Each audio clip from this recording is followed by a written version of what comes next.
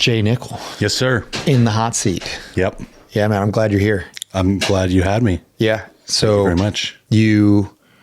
We just last saw each other up at the BC. It's the Wild Sheep Found. Okay. This BC Sheep Society? Yeah, Wild Sheep Society of British Columbia, which is kind of like a subsidiary. It's a sister organization of the Wild Sheep Foundation. And are they like? Is it part of it, or is it kind of like not connect? It's not connected, or is it? No, it's just very much affiliated? connected. Yeah. Okay. Yeah, like I don't. It would be stronger than an affiliation. I know funds run back and forth. Like I'm sure for legal purposes, they're their own entities, but they're very closely integrated. Got it. Cool. Yep. I was pleasantly surprised at the amount of people that were at that convention in how do you say it? Penticton? Penticton. Which is funny enough, where we're here at your place, like that area is this place. It's like the same. The Okanagan is this area, which makes sense because it's directly north I've never of here. been So that whole band, like this topography and the precipitation levels and the flora, like it's consistent the whole way up. Like as soon as I got here, I was like, oh, it's the Okanagan, man. Yeah, it's when I went up there, I had never been farther north than Omak. Okay. And so once I went, I've been farther north on the west side of British Columbia, but not up the central Gotcha. of that valley. But just driving up that valley, it actually reminded me a little bit of like Chelan. Yep. Have you ever been to Chelan? No. Chelan is some stunning country. Okay. So what's the lake right there by Penticton? Lake Soyuz is the big lake. Yeah. So that is basically like Lake Chelan is significantly larger. Lake Chelan's like 54 miles long. Okay. But it's like it's a very narrow lake. It almost looks like a river. Right.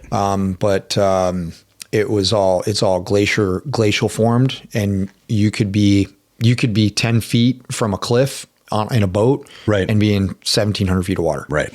So that is amazing hunting up there. On both ends, both sides. And then there's a town up at the end of the lake called Stehekin. Okay. That's only accessible by either the Pacific Crest Trail, boat, or air. Gotcha. That's it. It's very, very remote, and it's stunningly beautiful up there. And all of the topography of going up into Penticton was like very, very similar. Yeah. Real big country. That stuff up in Stehekin. Did you come from like Rock Creek? Like, did you go straight up from here? I just went straight up 97, all the way up. Yeah. So, and you pass by Lake Chelan. You actually, on your way north, if you take 97, you're going to pass by Lake Chelan. Okay. Yeah. So it'll take you right by it. Nice. So, fantastic hunting up there. The fall, if you can pull a tag for a later season rifle tag, the migration. A buddy of mine pulled one last year, and he counted $68. Wow. $68. And he ended up pressing the trigger on a stunning old buck with tons of trashy character. Love it. It was fantastic. And he was like, I was actually kind of stressed out because I didn't know, like with so many animals, it's like, what do I do doing here? Yeah. What should we be doing? But that's definitely a tag that I'm going to be putting in for. Yeah, that's a good problem to have. Well, and also like you were talking about bear hunting up in BC. Yeah. I mean, I'll extend the same thing here to Washington because it's super easy. I mean, just like you said, you're going to get an opportunity. Right. It's just going to be a matter of whether you can seal the deal. We have tons of bears down here. Tons. Which is just shocking what happened to your spring bear hunt. Dude, It's sign of the times, man. No one's safe. Well, no one's safe. And then at the same point, it's all just blatant corruption. Brutal. It's like disgusting. Totally transparent. Yeah. Yep. It's like you can't even deny it. Nope. The Washington chapter of Backcountry Hunters and Anglers is currently in a lawsuit with the commission. Okay. They're suing 2 of the commission members for just blatant corruption. Yeah. And it's like, how are you able to shove this down people's throats? Yeah. With complete zero public support, number one. And it just goes to show that you really don't have the power that you think that you do as a voter. Well, no, and not only that, I think we operate under the assumption that for some reason the wildlife focused arms of the government are going to be somehow better than the rest of the arms of the government. For sure. Because if it was like a city sewer department or like, you wouldn't bat an eye. You'd be like, oh, of course I would expect that level of corruption. But I think we hold ourselves to a higher standards. And because it has been in the past mostly scientifically driven, it wasn't a matter of personalities and popularity and all that kind of stuff.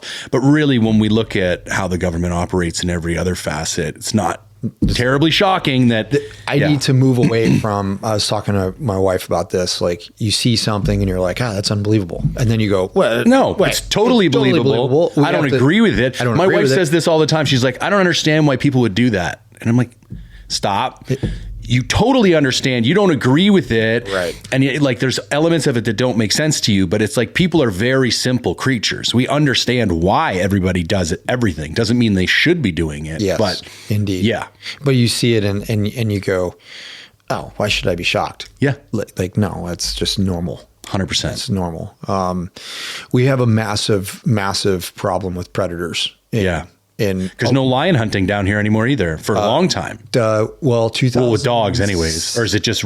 No, 2007. I think it was 2007 that hunting with dogs was banned. Yep. For both bears and lions or predators in general. And once that happened, everything just skyrocketed. Of course. Yeah, it just went bananas. Yeah.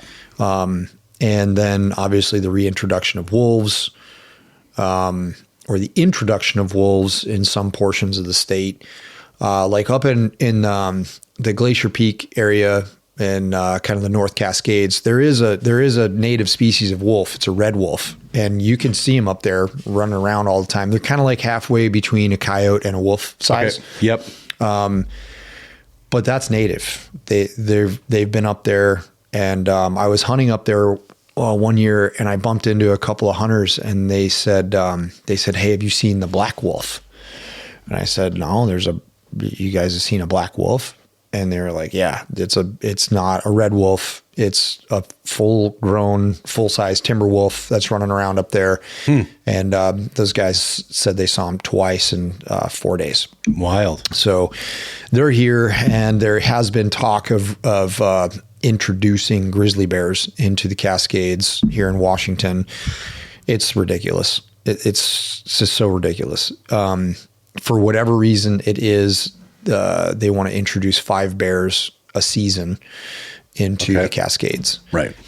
I'm pretty sure that there's already grizzly bears. And if they're not, they'll be like, I wish people would just understand that. It's like, I wish that's what they've done with wolves in Colorado. It even solves a bunch of political issues, because if they walk in on their own, they're classified differently than if you manually put them there.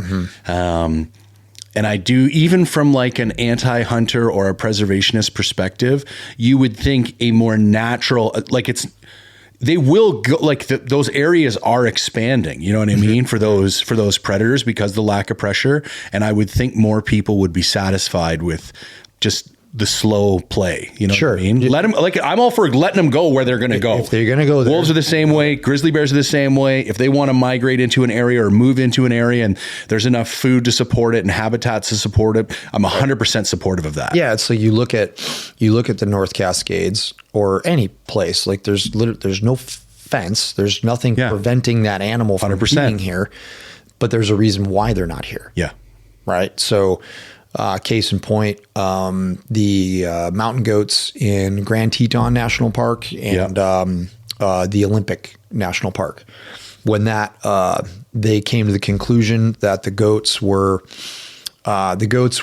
number one, they're not a native species to those areas, and people said, "Hey, well, we should put goats here. It seems like it's good habitat for them." Years and years and years ago, but then that introduced problems for the resident bighorn sheep bands, because they were infecting the bighorn sheep, because bighorns are relatively biologically sensitive. 100%. And so they decided that after years that they were going to eradicate the mountain goat population in both Olympic National Park as well as Tetons. And we ended up getting drawn for one of those trips. And I got to go hunt in National Park for mountain goats, which phenomenal. Was super, super cool. Yeah. The Tetons, no less. But I also have participated in some sheep culling here in Washington. Okay. Locally, like right here. So that mountain that we were looking at to the north there, Clemens Mountain, that's loaded with sheep. Huh. Loaded with them. You could, if you wanted to, we could go hike up a ridge and we could go watch 100 sheep. Crazy. Right now. Like, well, as long as it would take us to hike up there. Right.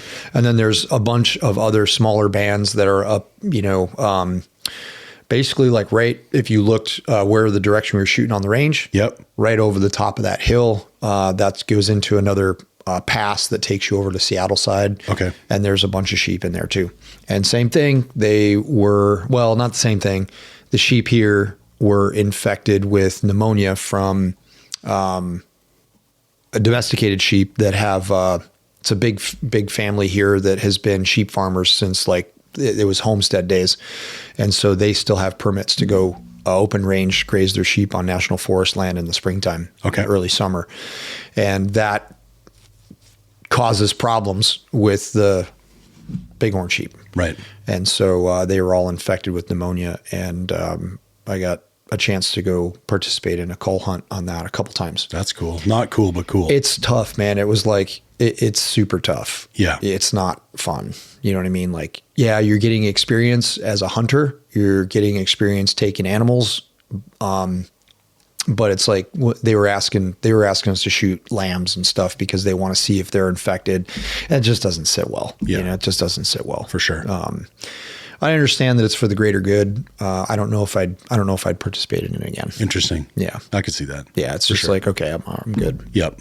Yeah. It's like the hunting experience that you get from it. The stress inoculation that you get from like being a guide, right? Being an outfitter, you're constantly you're not actually pressing the trigger. Yeah. But you're there in that moment with the client who's about to press the trigger. Reps in the red zone, man. Yeah. So it's very hard to replicate. Yeah. Especially in hunting. Yeah. It's super tough. 100%. I think that's, for me, Africa is a great way to gain that if you're not an outfitter, because the amount of hunting experience that you can get in Africa in a very, very compressed amount of time is substantial. For sure. Yeah. I could see that. You're just like you're doing multiple stalks a day and you're connecting with animals all the time. Right. So you're after a while, I couldn't even put a finger on it, but it's like, you're just like, okay, this is old hat. Yep. I'm not even worried about this. Totally. Yeah. And that's, I think, what hunters,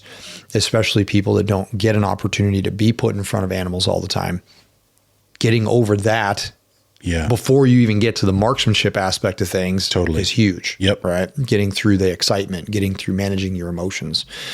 So when it comes to that aspect of things, you just came down and hung out for our 3-day skills progression camp. Yes, sir. And I wanted to make sure that we did this recording after the fact so that we would have something to discuss about it and talk about your experience. It was really good. I'm tough on myself on these things. Obviously, I was like kind of going over this in the hotel room last night, just trying to organize my thoughts about the course. Mm-hmm. And there's a lot and they're varied. I think one thing to understand coming into a course like this, my mom likes to golf. And I remember her telling me that she always felt worse after a golf lesson.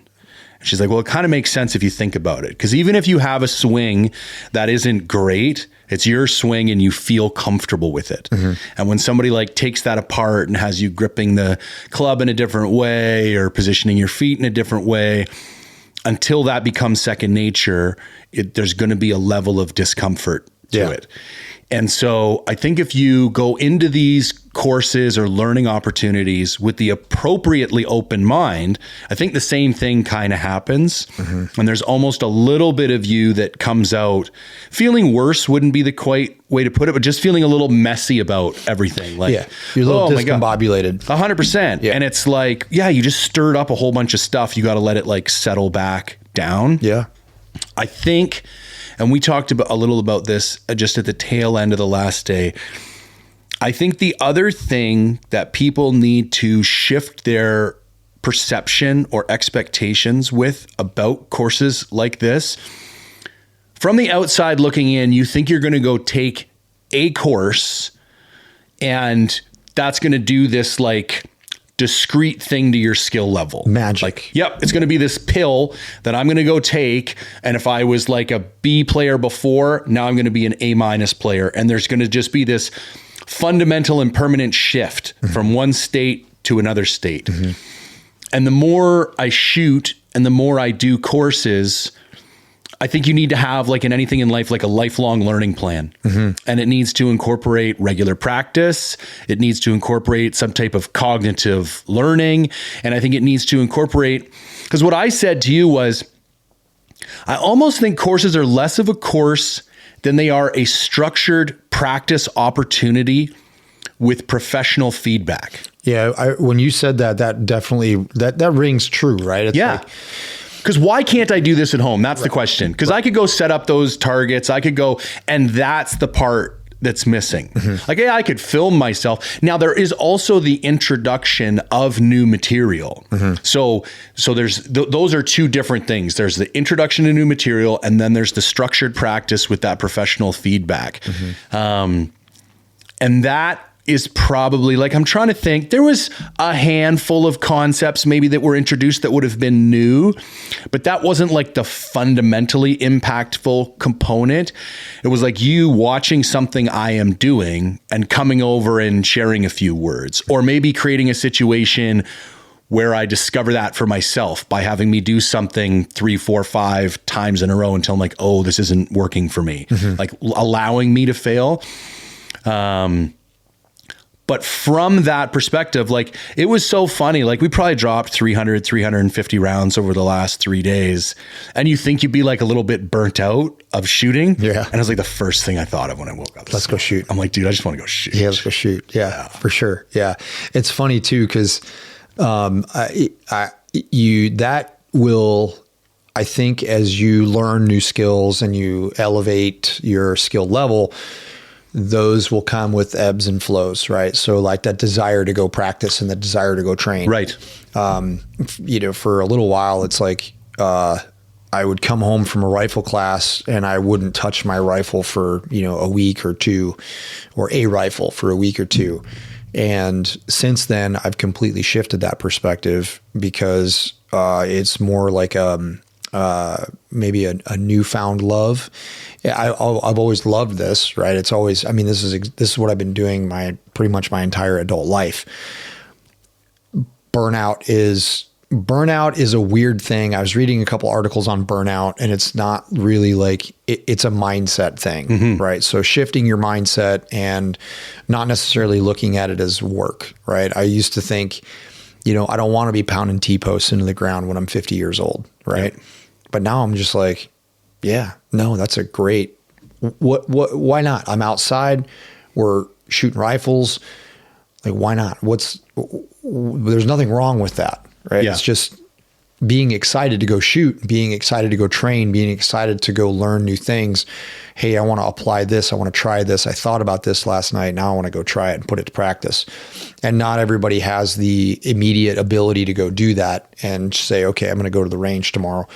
Like, fortunate. I'm very, very blessed that the range is only 20 minutes away from here. And then I can shoot right out the backside of the shop here. I've got a 100-yard target that I can zero on and do load development. And you can do, as you discovered, you can do a lot with just 100 yards. Oh, yeah. In terms of fundamental. Yeah, especially when you're getting to like positional stuff. And like that was a lot of stuff that I was thinking about, like, what am I going to take home from this? Because I do think too, the other thing about a course is like, and this feeds into that one and done perspective. It's like, what are you going to change about what you do at home, or what are you going to continue to do once you get home so that you embed these skills and they become integrated? Yep. Like, I'll do a review on my channel, but it would be another piece of like constructive feedback I would have. I think a great thing to leave one of these courses with is like even just a 1 week and a 1 month plan for people. Yeah. On like a sheet of paper. Yeah. Okay. Just because it's one more, like, for the one guys who like aren't self-starters, like what should I be doing when I get home to go cement the things so that, because they can flit away very quickly if you for sure. don't like drill them into your muscle memory. And so that one of the things I was thinking is we, at the range I belong to, we can actually go out to 300, which is pretty far for the lower mainland. It's the only range that does that.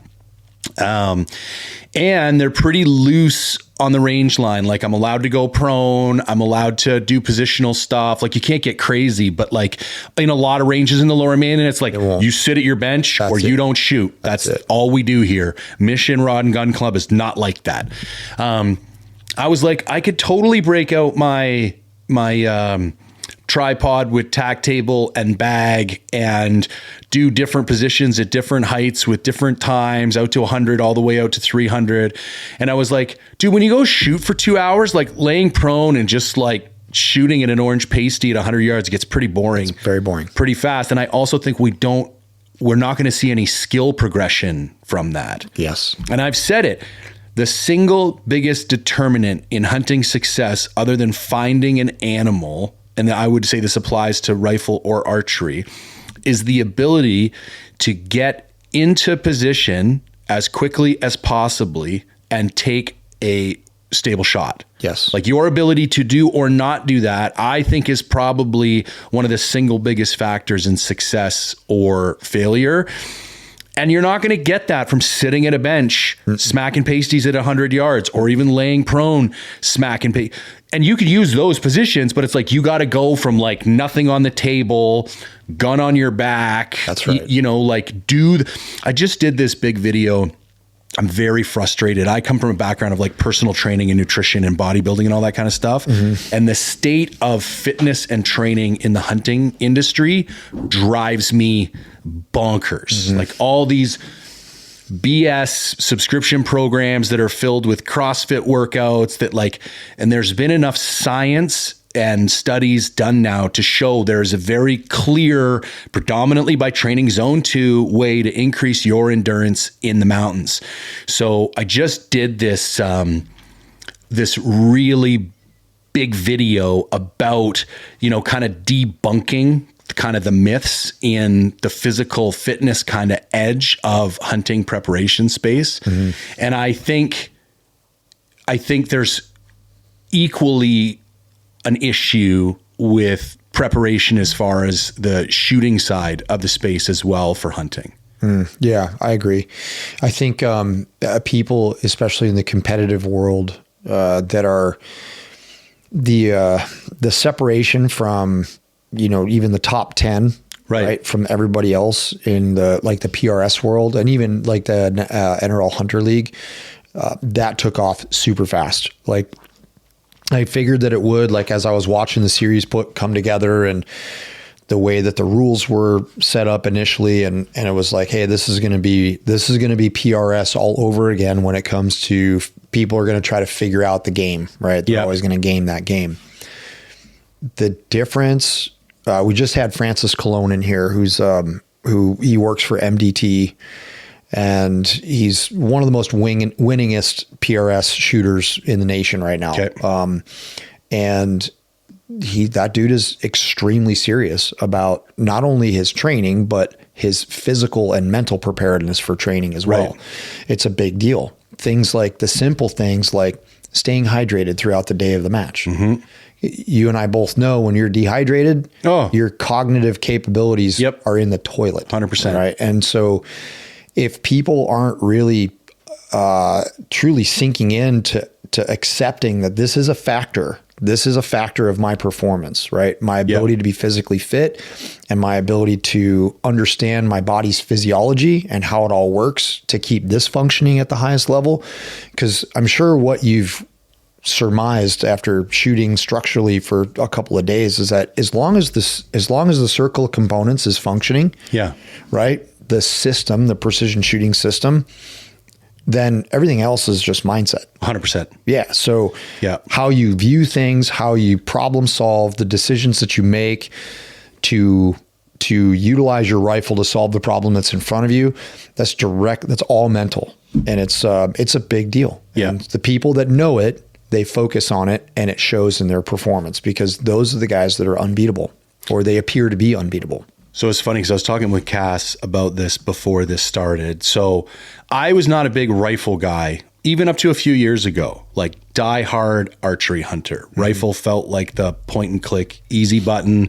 Sure, I killed stuff with a rifle, a couple 100 yards. Never really, I bought a factory rifle, put factory ammo in it. I'd shoot 3 or 4 rounds at the beginning of the year to make sure I was zeroed. Probably ran the same box of ammo for a couple years in a row. Right. And if you'd have asked me even 3 years ago, if hunting becomes illegal tomorrow, will you still shoot? I would have said no. I have no desire to shoot a gun other than for the functional purpose of killing something. Whereas archery, I would have shot archery the rest of my life. I loved the funny thing is, and what I'm getting to is all the things I loved about archery are what I've come to love about shooting.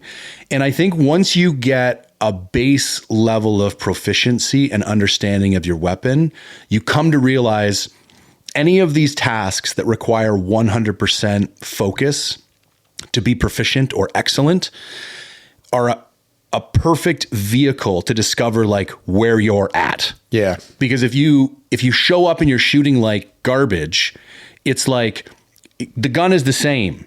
The circumstances, unless it's crazy windy or something, like there's the only thing that's different here. Even my skill level is the same. The only thing that is different is my ability to execute with that skill level. And so what is it? It's just a mindset problem. You know, like we were talking about when my wobble zone gets too big, I have a really hard time not trying to time it. Right. And I end up punching the trigger, which obviously exacerbates the issue. But feeling that, it's such a wild feeling, because it's like the world goes in slow motion. Like you can feel yourself adding more pressure. And I was thinking about that conversation that we're having with the class about as soon as you decide to pull the trigger, there's a certain level of anxiety. And I think there's almost a perfect relationship between the amount of pressure you're putting on that trigger and the amount of increase in anxiety, because psychologically you're waiting for the thing to explode 3 inches from your face. Right. And so you have to, it's like, I want this to be over as quickly as possible, but I want to execute it as perfectly as possible. Yes. And those two things are in direct colliding. opposition of each other. It's right. And I can feel this like war being waged in my mind. Smash the trigger, don't smash the trigger, smash the trigger, don't smash the trigger. And that's, I'm sure if you timed me, it's only a couple seconds, but it feels like an eternity. And when you are in the zone, like shooting great, everything feels great, like that is a very quiet conversation. Very much like, so. No, smash it. No, I'm not going to smash it. Then, phew. But when you're not, either your wobble zone gets too big or the conditions aren't ideal, or you're in front of the animal of a lifetime, like those voices get very loud to some point where I'm sure sometimes there isn't even a voice. Like you just smash noise. the trigger, you just react, and then it's over and you're like, what did I do? Why did I do that? I know I'm not supposed to do that. And I think that also gets back to that like exposure training, reps in the red zone, all these things that we're trying to replicate so that when we're really in front of an animal, in my world, like I get it, the competition, I'm sure there's similar analogies in there, but my world is killing shit. And how can we create the highest likelihood of a perfectly executed shot when it's functionally a once in a lifetime shot or whatever that animal may be? Yeah. And that's what I think, you know, like the last 3 days, like in my mind, that's how I view those 3 days. It's like, it's preparation for me so that I'm going to be that much more efficient in those times. Yes, indeed. And so looking at all those scenarios, it's like you can directly correlate an experience that you've had in the past and say, oh, okay, I might have been able to solve this problem very differently had I had this set of knowledge or skills at this point. Yeah. And it's, I love the fact that it's a constant learning experience. It really is. Like, if you ever think that you got this shit licked, you're not even remotely close. Right. It's because every day, if you're open to learning, if you're open to receiving information, every day is a new experience or a new opportunity to learn something. I learn stuff from you guys as students all the time. It's new ways of communicating. understanding a different wavelength of talking to someone to try to get them to understand what it is that you're trying to say. But at the end of it all, the gratitude comes from seeing the success, right? Seeing the success happen and then saying, okay, you got a little taste of that success. Now this is how, and to your point about trying to give someone a roadmap to continue to follow, things to work on, stuff like that's really key.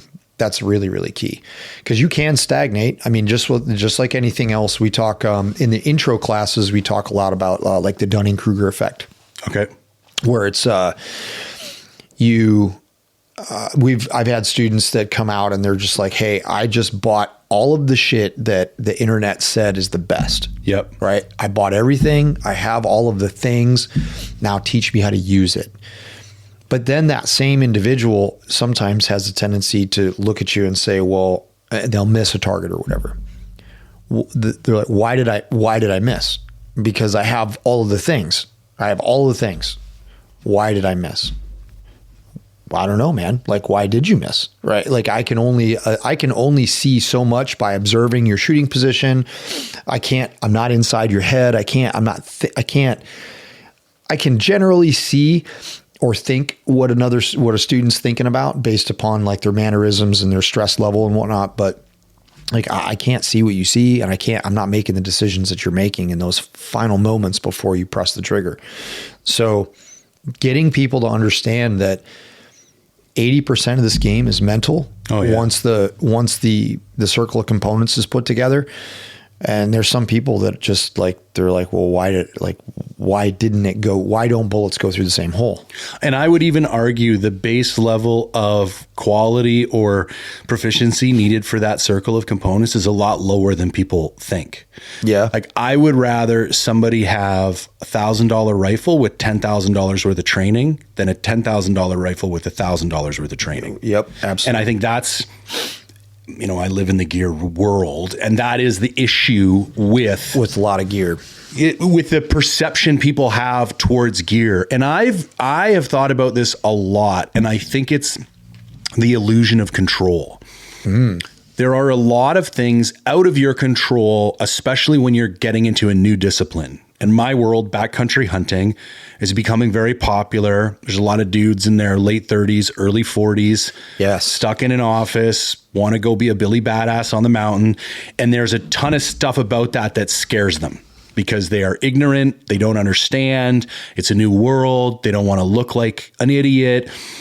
But gear is something you can buy and pay for. I think it's the same reason there's this obsession with fitness. It's like we can control it. We can do it at home. It looks great on social media.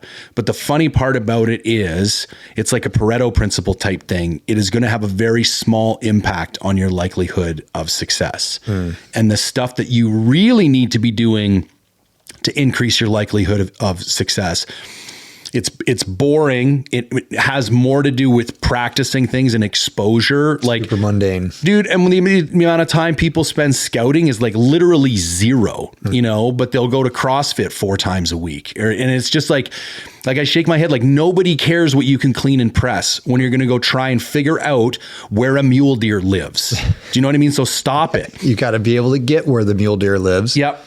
And once you get there, you also have to be able to have the knowledge to know what habitat to look for. Yep.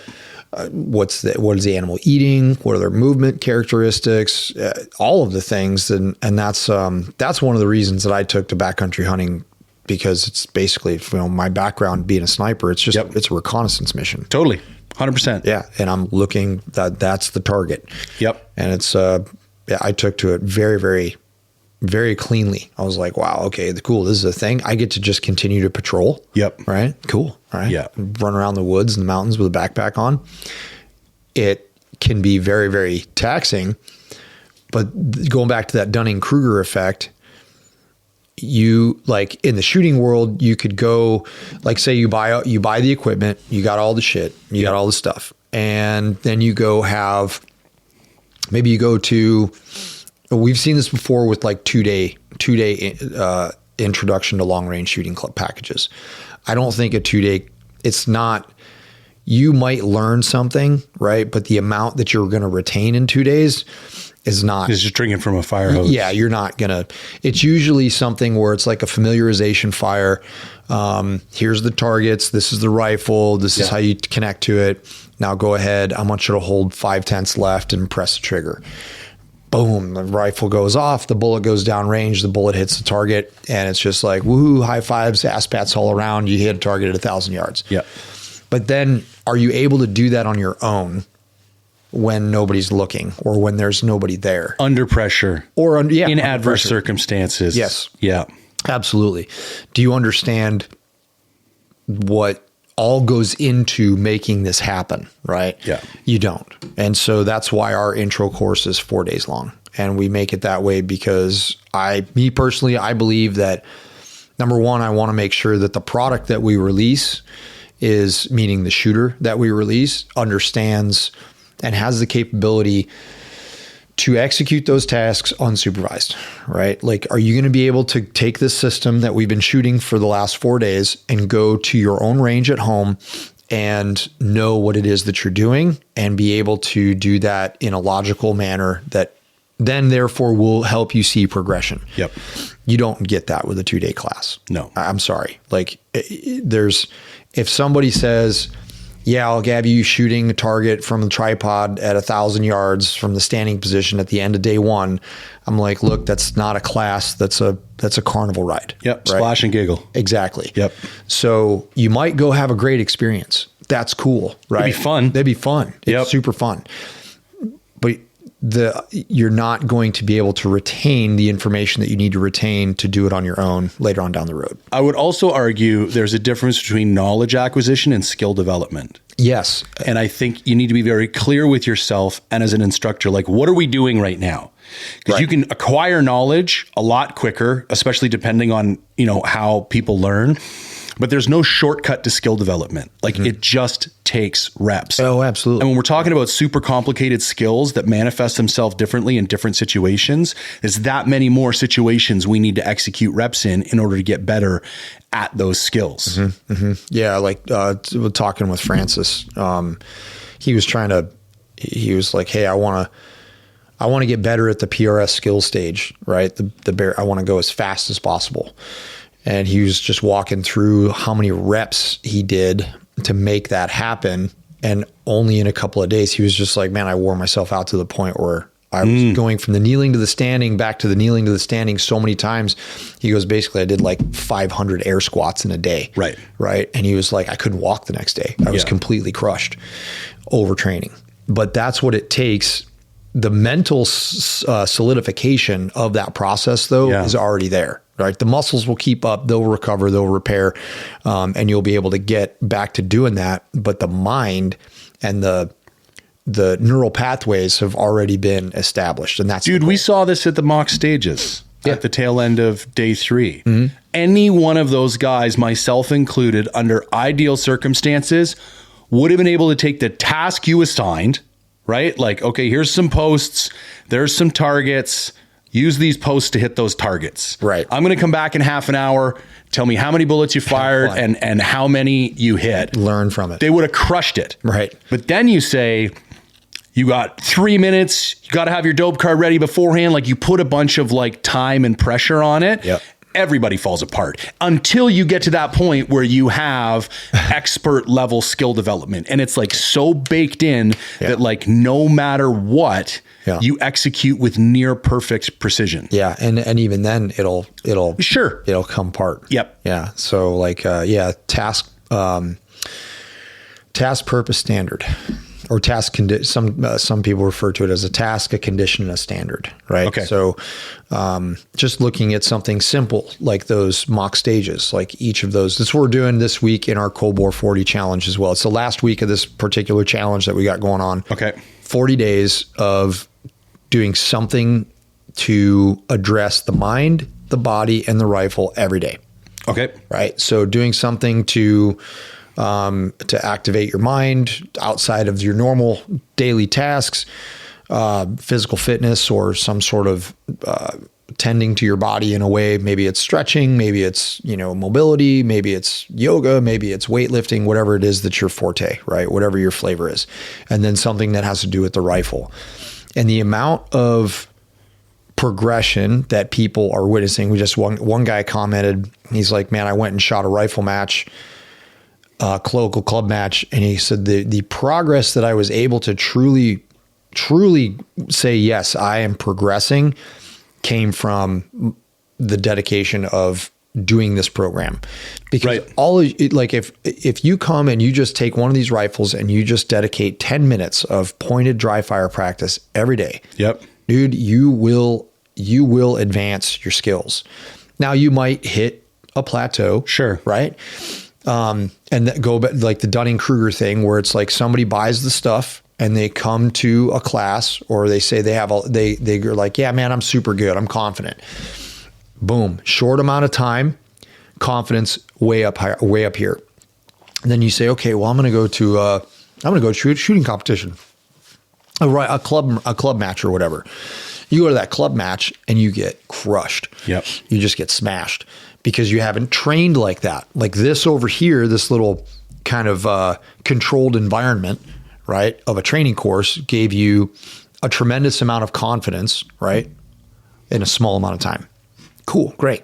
But then you go and you get put into a situation where, okay, now I see that there's a lot more that meets the eye. Another short amount of time, confidence plummets because you just got your ass handed to you. Yeah. Right. Then that's like the defining mark of what are you going to do with this? Yes. Are we going to pack it up and say, no, this isn't for me? Or we're going to make the determination that I'm going to climb. Right. I'm going to climb out that way up to mastery. And how long that takes is totally dependent on you. And just depends on your dedication and how much time, energy, resource, money that you're going to put into it. Yeah. And it can happen fast, but usually it takes a long time. It takes a long, long time to be able to sit there and go through the minutia of making those tiny, tiny, tiny little changes. Right. Well, I think this is one of the hardest things about hunting, because for a lot of people, it only comes around once a year and maybe for 10 days, literally a year. Yeah. Mm-hmm. One of the thoughts that I've been having a lot lately is like weakness exposure. And again, this goes into the mindset thing you're talking about. Like when we are faced with critical feedback, we're at a fork in the road. And we can either let that crush us or we can let that motivate us. Mm-hmm. It's also like this idea on social media that comparison is the thief of joy. Yeah. I think that's only for the weak-minded. I agree. If you can't look at somebody who smashed a 200-inch mule deer on Instagram and get fired up about your own mule deer season, I would argue you're just not an emotionally mature man. Sure. And you have a weak mind. Sure. And so this idea of weakness exposure, like I think we put ourselves in training environments so that we can have our weaknesses exposed so we know what to deal with before it becomes like a prime time event, mm-hmm. which for me is hunting season. Mm-hmm. Mm-hmm. So I train so my weaknesses get exposed so I have no surprises when I go hunting. So here, little quick story. This is actually the reason I first reached out to you going back almost 2 years ago now. Mm-hmm. So I go on this mountain goat hunt. I've never killed anything. I remember that. Yeah. I killed an oddhead once at 330 with like, dude, it was like some necked down 308 AR thing from Texas. Didn't even know what it was. Literally had never fired the gun in my life. But other than that, I think the furthest I'd ever killed anything was 150 yards. And I've killed a pile of stuff, but in British Columbia, depending on what you're hunting and where you're hunting it, you don't really need to shoot that far. Lots. Yeah. And so people do the opposite thing with shooting that they do with archery. In archery, very common practice to fling arrows 80 to 100 yards so that you can hunt at 40 to 60. Agreed. It would be super common. Agreed. In hunting, people do the opposite and they practice at 100 and then assume they can go kill stuff at 5. Yeah. And I don't know if it's because there's less physical implications, but that's bullshit. There's possibly more physical. I don't know what it is other than the reality of practicing at 500 yards, I think is just too difficult for some people. It can. So they just tell themselves this narrative, but that's what I fell victim to. So I go on this mountain goat hunt. I'm staring at this mountain goat at 525 yards in very complex mountain hunting. Like we're talking crosswinds, canyon, steep downhill shot. Like it was the trifecta. It had everything. I was unable to kill that animal. And I believe in embracing failure. I have this conversation with my daughter all the time. I'm like, if something is your fault, you just won the lottery because it means you can fix it. If it wasn't your fault, that means it's out of your control. And so the next time you're in that situation, you might fail again. But if it was your fault, that means there's something you can do about this. That's right. So I like to come back from a hunt, any unsuccessful, like let's be honest, I go into the mountains to kill an animal. If I come out without a dead animal on my back, I've failed. Yeah. I could tell you a narrative about I learned some shit or I had some fellowship or I saw some scenery or however you want to frame it so that you feel okay about the money and time you just spent. But the reality of the situation is that you had a tag in your pocket and the tag is still in your pocket. That's true. But just because I failed doesn't mean I'm a failure. Mm-hmm. But I can take that failure and it's going to, and it should give me a checklist if I'm ruthlessly honest with myself about what I need to go do so that that weakness that got exposed is never responsible again for me failing. Mm-hmm. So I came out of that hunt like on fire, like I need to fix. And I had the $4,000 fears with the this and the that, like on paper, I had the right gun. I had all the stuff. Like I should have just been able to point and click and it didn't happen. And I came out of that on fire to solve my shooting problem. And that was what, and I forget even why I told that story now, but that was what originally led to us even touching base. That's what you had that experience and you're like, hey man, like this did not. Oh yeah. Weakness is exposed. Yeah. That was the problem because I had not, put myself in training environments where I could have seen that weakness exposed before it counted. Mm-hmm. It got exposed when it counted. Yep. And I didn't get that. Long story short, I did go back in last year, 2 years later, and smashed Billy at 425. It got stolen by some grizzly bears. That's a story for another day. But that was a nice kind of full circle moment for me because from a shooting perspective, it was like I identified a problem, I executed a plan of attack, the problem got remedied, and then I was able to place myself in a real world hunting situation. Yeah. But that, I think, the reason people don't compete, and I wasn't big on competing. I'm almost getting a little bit more fired up to do it now just from being around. I was a little disappointed that there wasn't just at least one other dude who was just there for hunting. Mm-hmm. And I'm disappointed in the hunting space. I think competitors get it. If I don't go get some kind of training, maybe because it's just everybody's looking for an edge. But everybody that was there, except for me, they might also hunt. So there's going to be a tangential benefit. Correct. But they were there to compete better. Not their purpose. Not 100% not their purpose. Yeah. Mm-hmm. And I was like, and I don't know. Yeah. And maybe that's what I'm working on with my channel too. But like trying to convince people that like, okay, maybe it's not cheap and maybe you need to take a couple days off work in order to facilitate this or something. But I wish there was more appetite in the hunting space for this because people are not engaging in these activities where they're going to see their weaknesses exposed. Yeah, it does. It's uncomfortable. Yeah. It's very uncomfortable. Because you got to be honest with you. You're like, oh, I suck. Yep. Oh shit. Yep. I had this illusion because I never placed myself in a situation where the illusion could get shattered that I was good. But if you don't put yourself in those situations, you're never going to have to know that you suck. Well, just take the range as an example, right? 400 yards. Known distance berms there. The biggest target there's 12 inches. Okay. So that's three minutes of angle. Okay. At 400 yards. That's a lot. It's big. That's about the size of a pronghorn vital zone, right? For diameter, 12 inches or so. Mountain mule deer might be a little bit bigger by a couple, 3 inches, but then an elk is obviously significantly larger. But you'll have hunters come out and they can't hit that target. Yeah. from the prone at 400 yards. Yep.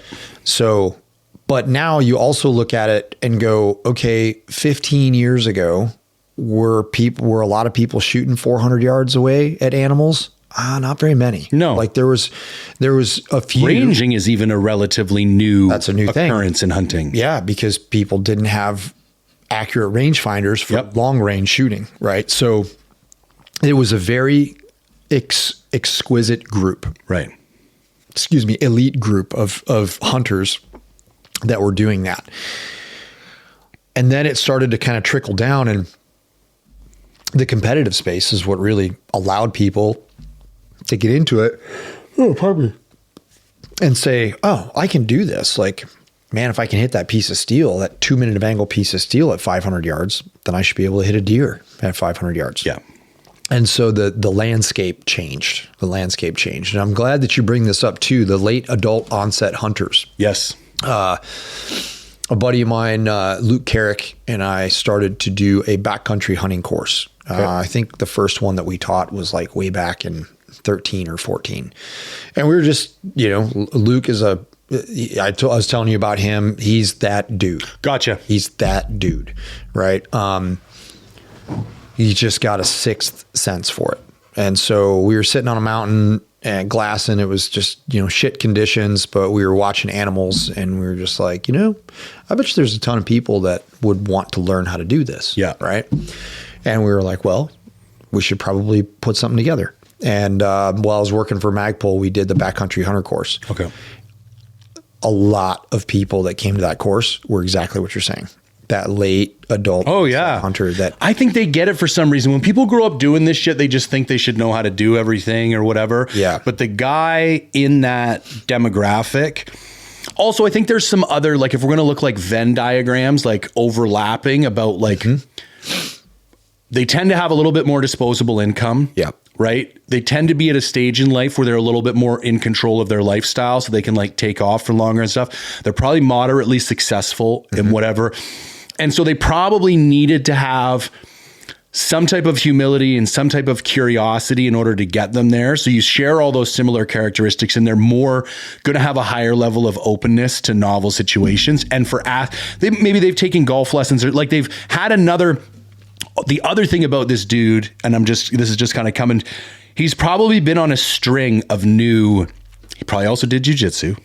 Probably also did CrossFit. Yep. So he's getting used to the fact that when I try these new disciplines, I need to go seek out people who know how to do these and ask them for help. Yes. And so when they get to hunting, I think it's a very natural extension that they take the same approach. You don't know if you weren't, you and I both know this, man, as if you didn't grow up hunting, dude, taking that on at this stage in life, huge barrier to entry. Huge barrier of entry, right? And it's like you see those dudes because the internet is what it is nowadays with social media. So access to the gear is way better, right? Yep. A little bit more disposable income. I love the fact that you have a little bit more control over your lifestyle and how you choose to spend your time. You're not constantly grinding. Yep. But man, if you don't know if you don't even know where to start, it's like climbing Mount Everest, right? It's huge. It's literally it could be looked at as an insurmountable task. And so when we had students come out to that class, they were like, we would take them, we'd do 2 days on the rifle range, get them squared away. We hiked a bunch of steel into the mountains, and we created basically a simulation of a backcountry hunt in 3 days. So started off up high in the Alpine, and eventually ended up down into the timber in the bottoms, and teaching people just along the way mentorship, little hip pocket classes here and there. I can't teach you land nav in 3 days. No, not happening. Right. But I can expose you to a map. I can expose you to a compass and say, hey, this is how you orient a map. This is the general way that you use a compass and terrain association. And this is a hill. This is a ridge. This is a draw. This is all the things. And people really they just are blown away by it. And then you have now the advent of technology with things like Onyx And at least I'm sure you might have your own opinions on this, but man, I'm seeing way more people in the mountains now. Oh, way more people. 100%. It's kind of funny because we're about the same age, and you would have been doing your service when I was just starting to do forestry engineering, and like GPS didn't even exist. No, it didn't exist. All. We had like maybe big backpacks and things, like the idea like was there. E-Trex? Yep. I had the E-Trex. Right. And that was the cat's ass in like 2003. Yeah. Yeah. And we would use those. We would use those as like a backup GPS, little E-Trex, the Garmin E-Trexes. Yeah. And so the ability for somebody to go and put themselves into those situations, I think it's also a double-edged sword, right? Because I agree. If you don't have the experience, it's like the illusion of experience. Yes. I can see myself on this map and I can see topography lines, so I know where to go. And then the reality of the situation is like, oh shit, I didn't know those topo lines would look like that. Right. Oh, I didn't know how much harder it would be to get in here with 70 pounds on my back. Yep. Or Onyx is definitely a double-edged sword. Like, I'm glad people have access, like any tool that's going to make it not necessarily easier, but more approachable for people to go into the backcountry. I'm generally a fan of, but I almost wish there was like a training course first. Like, you had to go out and go on a 10-mile hike with no trails and nothing but a compass and a paper map. It was okay. You got that. Now you get to have Onyx on your phone. That's the way military navigation is. Right. You start off with a map and compass, and typically, like even for any special volunteer unit is always going to utilize severe land navigation exercises to root out those who can't hack it. Right. Because not only, like, if I give you a land navigation card and say, okay, we would do them 2 day nav courses. So each of them would be 4 hours. Okay. Right. So you'd launch at 06 in the morning, and then you'd have your 4 hours to complete 4 points. And just depending on the card you drew, like, it might not be really good. Right. And you had to run the whole way, and you had a ruck on your back with a radio in it and water and all the things that you needed. And if an instructor caught you walking, you're done. Get in the truck. Like, you will run from point to point. I don't give a shit if it's going up that or if it's going on a flat, you will run. And doing that over and over and over again is mentally arduous. Yeah. Right. And so if you want to see if somebody's going to quit, you just make them do something really arduous and mundane over and over and over again. And then eventually, if they don't want to be there, and if they don't really, really want it, they'll quit. Yeah. It's that simple. And so the thing is to say, I need you to be at this exact point at this time. And we need you to be able to be there at this point in time. So you're learning like what your capabilities of moving over different types of terrain are, and saying, realistically, I can move at this pace over that terrain and get there when I need to get there. And navigation is huge. It's absolutely huge. And I think you're absolutely right. I don't go into the mountains without a paper map. Yeah. Even though I have all of the things, I do not care. I will always have a paper map, and I will always have a compass. Yeah. Because I know, number one, I know how to use them, and it's the fail safe. Right. Dude, I have, this is so funny. I took a bunch of flack for including this in a film, but I've always believed in transparency. And I went on a backcountry sheep hunt solo, got flown in, dropped off. I blew up my little alpaca raft, and I started going across this lake, and I got out into the middle. I took my phone out to like take a picture of it or something, and put it back on my lap and just kept rowing the raft. And I got to the shore, and I go to get out of the shore. And as I go to get out of the shore, my foot slips on the bank. I kind of tip the boat and I hop out, and I get on the bank. Everything's fine. And then I'm like, where's my phone? Oh, you dunked it. Yeah. And I stripped down, and the bank was like instant. It was a glacier-fed lake. Like, I'm looking at the glacier that this water's, it is frigid. Like, your body aches. Yeah. And I'm using and it's milky green. Yeah. So you can't see anything. So I'm using my toes to see if I can find this phone. Long story short, phone is gone. Now, I have an InReach that has the ability to take GPS points, but there's no background map. Mm-hmm. I did not have a paper map. I had gotten complacent. I've spent I don't know, man, the last 25, 30 years of my life in the mountains of British Columbia. And it's not some place that induces a lot of anxiety to me. I've gone in and I've come out. Very comfortable. That's dangerous. Being on too far of ignorance or confidence, shit gets dangerous. That's true. Right in the middle is where you want people to be, where there's like a small amount of confidence, but just enough anxiety to keep you on your toes. And I stumbled around for the next day. As soon as some fog rolled in, I couldn't take visual landmarks. And I was like, I have no mapping. I'm done. I had to pop smoke. Plane came back in the next day. I got flown out. I drove 14 hours round trip. Got a new phone because I'm in the middle of northern BC. There's no towns. There's no town. The closest town with a cell phone is 7 hours one way. Damn, dude. Drive 14 hours. And those flights are $5,000 a pop round trip. So I dumped, that phone cost me $7,000 and 3 days. Got flown back in. And I did my hunt, but I put that whole thing in the film. It's called Live by the Sword, Die by the Sword.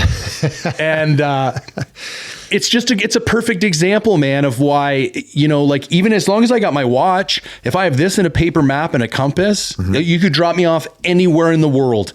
I'm getting out. No problem. It's interesting you say that. I'm glad you brought that up. We had an experience, taking a buddy hunting, and he brought his father along, and it was the four of us, and these guys are from the Midwest. And so they'd never been in country like this before. And they get out into that country, and I mean, man, we're camped like maybe 3.5 miles from the trailhead. Nothing. It's nothing. You get up and walk back in the middle of the night. No problem. I just go. Sometimes when it's frozen and the springs are frozen, we camp at the trailhead and then hike in every day. Totally. Right? So it's not that bad at all. So we ended up shooting a bear, and these guys were hiking in the dark, you know, in the morning to get out to where we're going to go glass. And these guys are visibly uncomfortable. Like they are not. They know that you are their only ticket to get out of here. Period. Because they are not paying attention to where they're at. They're not paying attention to their surroundings. It's not an innate thing. It's not an innate thing. Because when I grew up hunting, well, you said you grew up in Ontario. Right. So I grew up in very similar, just on the south side of the border, and all of that in Western New York. You just drive up and you say, that's my little block of timber right there that I'm going to go hunt. And you walk your little ass from the truck to maybe 50 to 100 yards, and you get in a tree stand and you know right where the truck is. It's different in the mountains. And so we harvest the bear, or a bear. It was the dude's father who killed the bear. And he was probably in his early 60s. Son and Luke were going to go hunt for a deer, and then I was going to go hunt my own tag for a deer, and everybody's going to kind of go their own way. So there's a really cool watchtower, like a fire lookout, and it's just down from the camp. It's maybe a half a mile, not long, not far at all. All you got to do is walk out the trail. And I was like trying to explain to this gentleman, like, hey, if you want to see something cool, because he was going to stay in camp. He's like, I'm just going to stay in camp. I'm really tired and blah, blah, blah. I was like, hey, if you want a really cool walk and you want to see some stuff, just cruise up this trail right here. When it bends to the right, stay straight. You'll hit the top of the ridge and just walk straight out and you'll hit the watchtower. Simple enough. That dude looks at me and he goes, son, I ain't leaving this goddamn fire pit. He goes, I am terrified and I don't want to get lost. And it was that moment that I take that comfort and that ability to be in those environments for granted. 100%. And then not everybody else barely remember. So here's an interesting story. So when I first started forestry engineering, I was working on the north end of Vancouver Island. I lived in a place called Holberg, which used to be one of the largest floating logging camps in the world. Now it's just a tiny little shithole in the middle of nowhere, 45 minutes down a logging road, literally on the extreme northwestern tip of Vancouver Island. And like you're in rugged, old growth, cedar swampy country up there, like gnarly stuff. And my first boss was a guy named Les Disher, and everybody called him Pissy Disher because he was just a prick, but a super smart, capable guy. And it's funny how those things tend to go hand in hand. But I was still a smoker at the time. I show up for my first day of work, and he goes, there's no smoking during working hours. And WorkSafe BC, which is like our OSHA, tells me I can do that. And he goes like, I got a nose like a bloodhound. So if you try and sneak one, I'm going to know. So you will not smoke for the next 10. And it's a 10-hour workday, 7 to 5. Right so if you're going to work here, you will not smoke until 5 p.m. I'm just like, oh man, this is all right. In for a penny, in for a pound. Let's party. right. So we go out to the woods, and it's like, people in the lower 48 don't understand BC. Like there's no trail systems. There's no nothing. It's not like down here where you have a bunch of dotted lines on Onyx that will take you all over the place. Okay. It's just wilderness. As soon as you get off the road, you're just walking through forest. And sometimes it's navigable. Sometimes it's not. So you guys don't have like a network of like national forest trails or anything like that? Inside provincial parks, they'll be like, okay. Yeah, sure. There'll be hiking trails, and we have like the West Coast Trail. We have some big ones. But when I say to somebody, I'm going deer hunting in British Columbia, you are literally going to the end of some logging road somewhere, and you're just pitching off into the timber. Got it. Like there's nothing. Got it. And if there is, it's probably not good hunting because it's too easy for people to get to. Got it. So the vast majority, any of the sheep or goat hunting that people talk about, there might be some old outfitter trail every now and then, but none of it is marked. And if you don't have like local family intel about where stuff is, there's nowhere to find it. It's not on a map anywhere. Interesting. Yeah, it's one of the primary differences about hunting British Columbia compared to hunting the lower 48. Interesting. Yeah. So we're stomping around in the timber, just looking for wood and like doing stuff you do as a forestry engineer. And he goes, stop. I'm like, okay. He goes, close your eyes.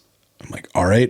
He goes, I want you to describe the last 100 yards you just walked past. He goes, I want rock type, soil type, inclination, flora, everything you can tell me about it.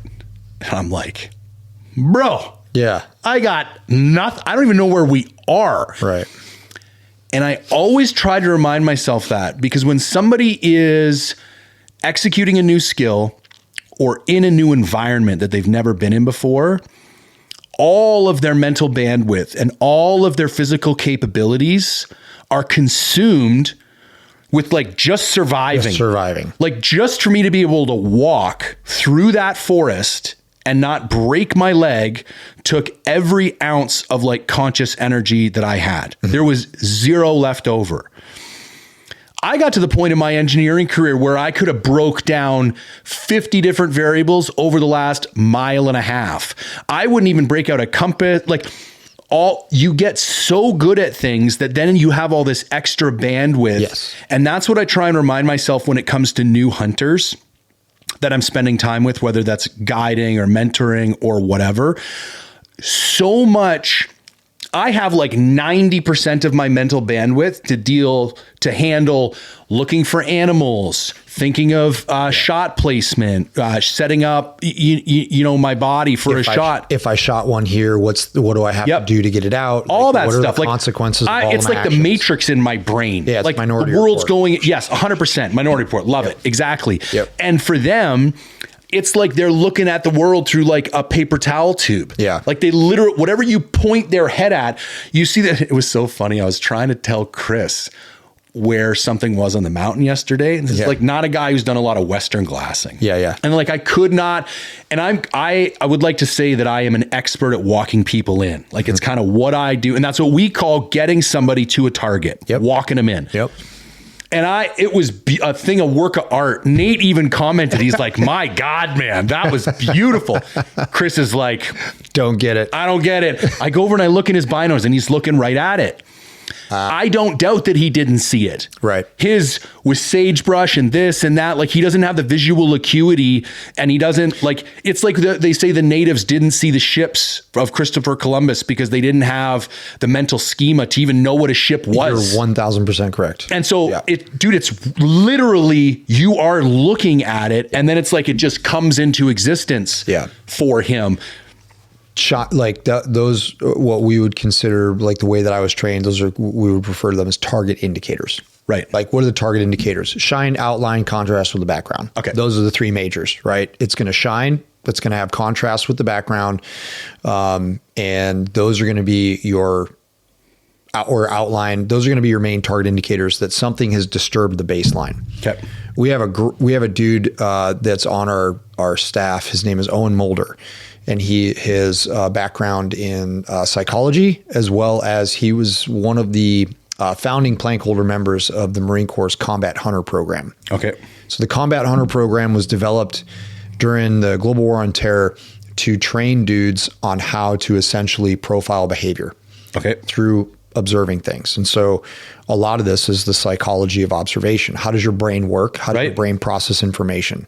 So like what you're talking about is the same. You could equate that to like seeing trace for the first time through a spotting scope. You're looking through the scope. The photons of light that are creating the trace that you see, your brain is picking that up, right? Yeah. That information's coming into your brain, but it doesn't know, the schema is not yet established that says this is important information to process and bring to awareness. And then you show someone.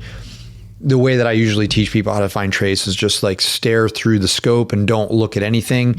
And lining them up so they're directly behind the shot, so you're maximizing that. Right. And then you just say, okay, I just want you to look for movement. Yeah. Right. Just let your peripheral vision look for movement. And as soon as that happens, boom, people are like, oh, I saw it. Yeah. As soon as that happens, then the schema is starting to be established. Yes. And then eventually gets to the point where if the conditions are present for trace and you can see it, you're never not going to see it. Yeah. And that is really difficult with trying to get people to see things from a hunting perspective. Yeah. Like walking and talking on. Oh, it's the hardest thing to do. What I've found is the easiest way to do it, because I basically am, we can consider ourselves trained observers as snipers, right? So what I always ask people is like, hey, what is the biggest thing out there that you see? Because like you, I'm fairly confident that I can talk. Once we have a known point that we agree upon, I can get you to where I need to get you. I just need to know what you see. And that's where I think most people go off the rails, is they think they're starting from a known, agreed upon point, and they're not. But it's all over the place. So all the directions after that are leading the person in the wrong direction. In the wrong direction. It's I like that. I've never thought about asking them though, because I don't really care where I start. Right. We don't care because we're confident in our skills. And I normally think I'm picking something easy, but it might be easier for me to like just pick something big out there that you can see immediately. Bingo. And then walk them from that. Because that's like that. And the way that I look at that is like that's the thing that they're going to see right away. Yep. And they're going to be able to go back to that. Yeah. And once I started doing that with people, it got way easier to talk them onto stuff. Because as you can see out there on the range, there's nothing. No, there's literally nothing. Yep. It's just, I mean, once you see the lime green bush, right? It's like, oh my God. Yeah. No, it's like breaking it down into major terrain features, like the wash that comes down through the middle of the range, the little structure that's down there. The odd big pine is kind of nice having out there. There's 3 trees. I know. It's 3 trees. That's about it. But it's a great place.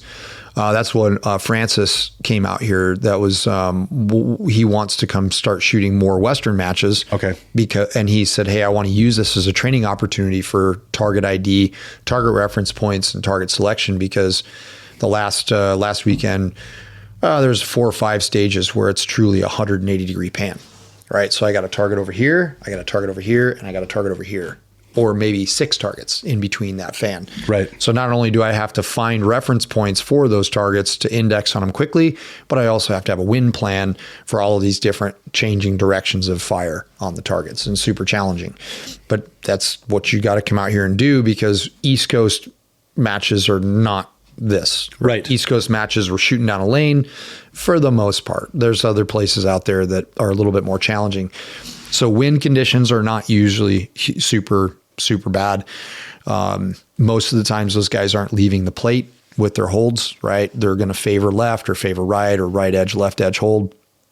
But out here, it's not uncommon to be holding several mils. Oh, dude. Even just us training the last couple of days. We had 2 real windy days. Real windy days. And I would say long range Western shooting is the game of wind science. Like 100%. Once you have, like you like to say, your circle of components dialed and like a basic set of fundamentals and an understanding of ballistics, the only thing left out of your control is the wind. And there is no 100% foolproof way to know what the wind is doing consistently. Exactly. From where you are firing to where you are impacting. Exactly. Other than what you like to say, firing a bullet down range, observing it, and adapting, which in a hunting situation is not always. I'm not a big fan personally of the sighter shot philosophy to hunting. I can poke a lot of holes in that. But yeah, in a hunting situation, it's not an ideal plan of attack. Like if that's your plan of attack, to just start winging bullets at animals and then based on what they do, walk yourself in. Yeah, that's not a good thing. No. Yeah, I mean, two or three seasons ago, I saw the biggest mule deer buck I've ever seen alive, and it was 800 yards away from me, and I passed. Right. The wind was such that I was just like, could I shoot a rock, right, and get a wing call and drag and drop that bullet onto the animal? Sure, right? He's 800 yards away. I could probably put a bullet at his feet and he probably would stand there and go, what the fuck just happened? Well, especially you guys suppressed down here. You land behind him, he's probably going to come closer to you. Could be. That's the funniest part. Yeah, because they're trying to... my theory is they think it's like rockfall. Right. And they're just like, it's normal. Totally. It's normal. Oh, shit, what the fuck was that? And then they freeze and they look around for a little bit and then they decide, okay, everything's fine. Yep. And then they go back to doing their thing. Everybody has their own, like it's your tag, right? It's your tag. It's in your pocket. Yep. At the end of the day, you're the one who's responsible, and however you get it done is however you get it done. Yep. It's just, for me, that's not the way I want to do it. But the wind is the biggest determining factor of success with longer shots. I have a client that is going to be going on a big Mongolian Marco Polo hunt. Okay. So huge trip. Yep. And usually those shots are long because those animals are pretty cagey and they're going to spot you right from a long ways off, and you got to be able to shoot a ways. Aaron Martin, one of the guys on our staff, he was there this past fall and he killed his Marco Polo at 760 yards in like 30 plus mile an hour winds. Yep. But he shoots all the time. He's a very active competitor and NRL hunter. And so he has the confidence in himself to be like, hey man, I'm going to do that. And I'm going to put that bullet right there. And I know exactly what my margin is. I think the biggest thing that I could give Western hunters or the biggest tip when it comes to wind, is to understand if all you can do is read a 5 mile an hour wind, if you can just read wind in 5 mile an hour brackets, hey, I think it's 5. What is your wind drift for 5 at this range? Okay. Hey, I think it's 10. What's your wind drift for 10? And then you can start bracketing that and say, okay, well, if I think it's 5, but it's really 10, how far downwind is my bullet going to drift? Right? What's my margin for error here? Or if I think it's 10 and it's really 5, how far upwind is that bullet going to drift? That was one of the subjects that we talked about at, I think it's probably one of my, like when we were talking about knowledge acquisition versus skill development, I think wind calls is a great opportunity to really see that, because there was new knowledge about wind at this course that I'd never heard before. And I've been to another course where they talked about wind. And it was just because you broke down the math behind it, they were clearly wrong. Basically, what the other course said is for anything 45 degrees and forward, we're just going to consider null. Oh, right. Which is that's not mind blowing. And for anything 45% down to 45 degrees to 90, we're going to consider 100%. So you're basically going to do 100% or 0%. Anyways, and I'm not going to dive into it here because it's more technical, but I think the main takeaway, once you understand the difference in intensity of how intense the wind is going to affect your bullet based on the direction it is coming from, there are a few directions where it matters a lot. Yep. And there are a few directions where it really doesn't matter that much at all. And then there's a little bit of gray area, but I think, and I would urge people to go do that. Do you have a wind video? Yeah. Okay. We have a masterclass on, I've got several videos on YouTube that talk about wind. But just the fact, and maybe even just sharing this fact, the fact that when you go from, and jump in here if I'm wrong, but when I go from a 3 o'clock, that would be a full value wind. 100%. That wind is coming perpendicular to the line of flight of my bullet. So I am going to calculate that wind at 100%. Now, if we go up to 2 o'clock, it drops to 60%. 2 o'clock would be, 90%. Sorry, I had it backwards. Yep. So Yeah. when I move up that 30 degrees, the intensity with which that wind operates on my bullet only drops 10%. Correct. So I would say from a functional hunting perspective, who cares? Yeah. Anything between 2 o'clock and 4 o'clock is kind of 100%. like, I would rather you just assume that it's 100% and focus some time on like the power of the wind itself. Because really, if it's 90% or 100%, that is not going to make the difference between a make or break. Nope. But then when we go up one more hour on the clock to 1 o'clock, is this where we get to 60%? Yeah. Right. Well, 50%. It's 50. 60 degrees, 50%. 60 degrees goes to 50%. So the first 30 degrees, we only lost 10% of the intensity of the effect. Yeah. We literally moved one more hour. Your brain would say one more increment of 30 degrees, we would lose a similar amount of intensity to the last increment. And now you're losing 40%, like from the 90%. Like you're going from, so you literally have a 4x reduction or increase depending on which direction the wind is going. So it's like, that is a very counterintuitive piece of information. I was taught the wrong way too for years and years and years. Yeah. So it's crazy. The windrows, what I was taught, it was, half or quarter, half and full value. Yeah. Right. And so, you know what? And that's what I'm realizing now. I need to give the last guy a little bit more credit. That's what it was. It was quarter, half and full. But it was based on proportionate movements of the clock. Like it was not disproportionate like it is in what you shared. Yeah, it's cosines. It's the proportion of the angle, right? So the once you see that, you guys shot primarily in headwinds. We did have a crosswind yesterday. The wind started to shift from south and it came from left to right, more of that 90 to 100% value, which is not, I mean, we do get that, but most of the time in the spring, it's all coming off the mountains and it's blasting you in the face. Yeah. The headwinds are the hardest winds to shoot in. Okay. Because they fluctuate. It's like a fishtail. Right. It fishtails. And so if you're shooting straight into the wind and the wind kind of fluctuates 5 degrees, now it might be over right to left, right? But then it fishtails and it switches over left to right. Now all of a sudden you miss twice the distance that you were right. Because even if you had a small hold, now you're holding in the opposite direction. Right. So you doubled. Now the bullet's way downwind and you're like, what the hell just happened? Versus you've already discovered this, the full value component from the 90%, which would be 2 o'clock to 4 o'clock, right?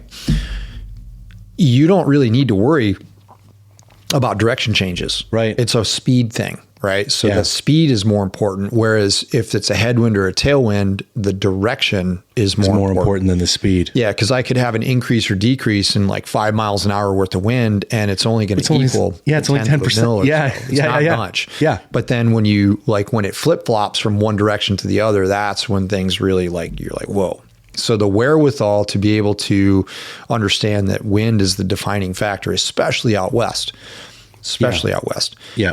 And then, there's people, you do want a cartridge that shoots well in the wind. Yeah. Right? So, but if you look at the numbers of the wind deflection, pretty much anything inside 400 yards, maybe even stretch to 5 if you want to eliminate like the 308s and the 223s, because those are just really, really slow. But most of the modern hunting cartridges, even a 6.5 Creedmoor, the performance of wind is very, very comparable to all the other ones. Like, so 28 Nosler. There's a lot of people that love the 28 Nosler. I want it shooting flat. It's like, well, if you compare the 28 Nosler to a 6.5 PRC, the performance is very, very similar. Right. And you're burning way less powder, way less recoil. And, granted, one bullet's shooting 150 grains, another one's shooting 180. Right. So I guess, the argument there is what it is. But the performance of those cartridges, once you really look at the numbers, they're very, very similar. Yeah. It's like 6 1/2 dozen of the other. So you're not gaining anything massive, right?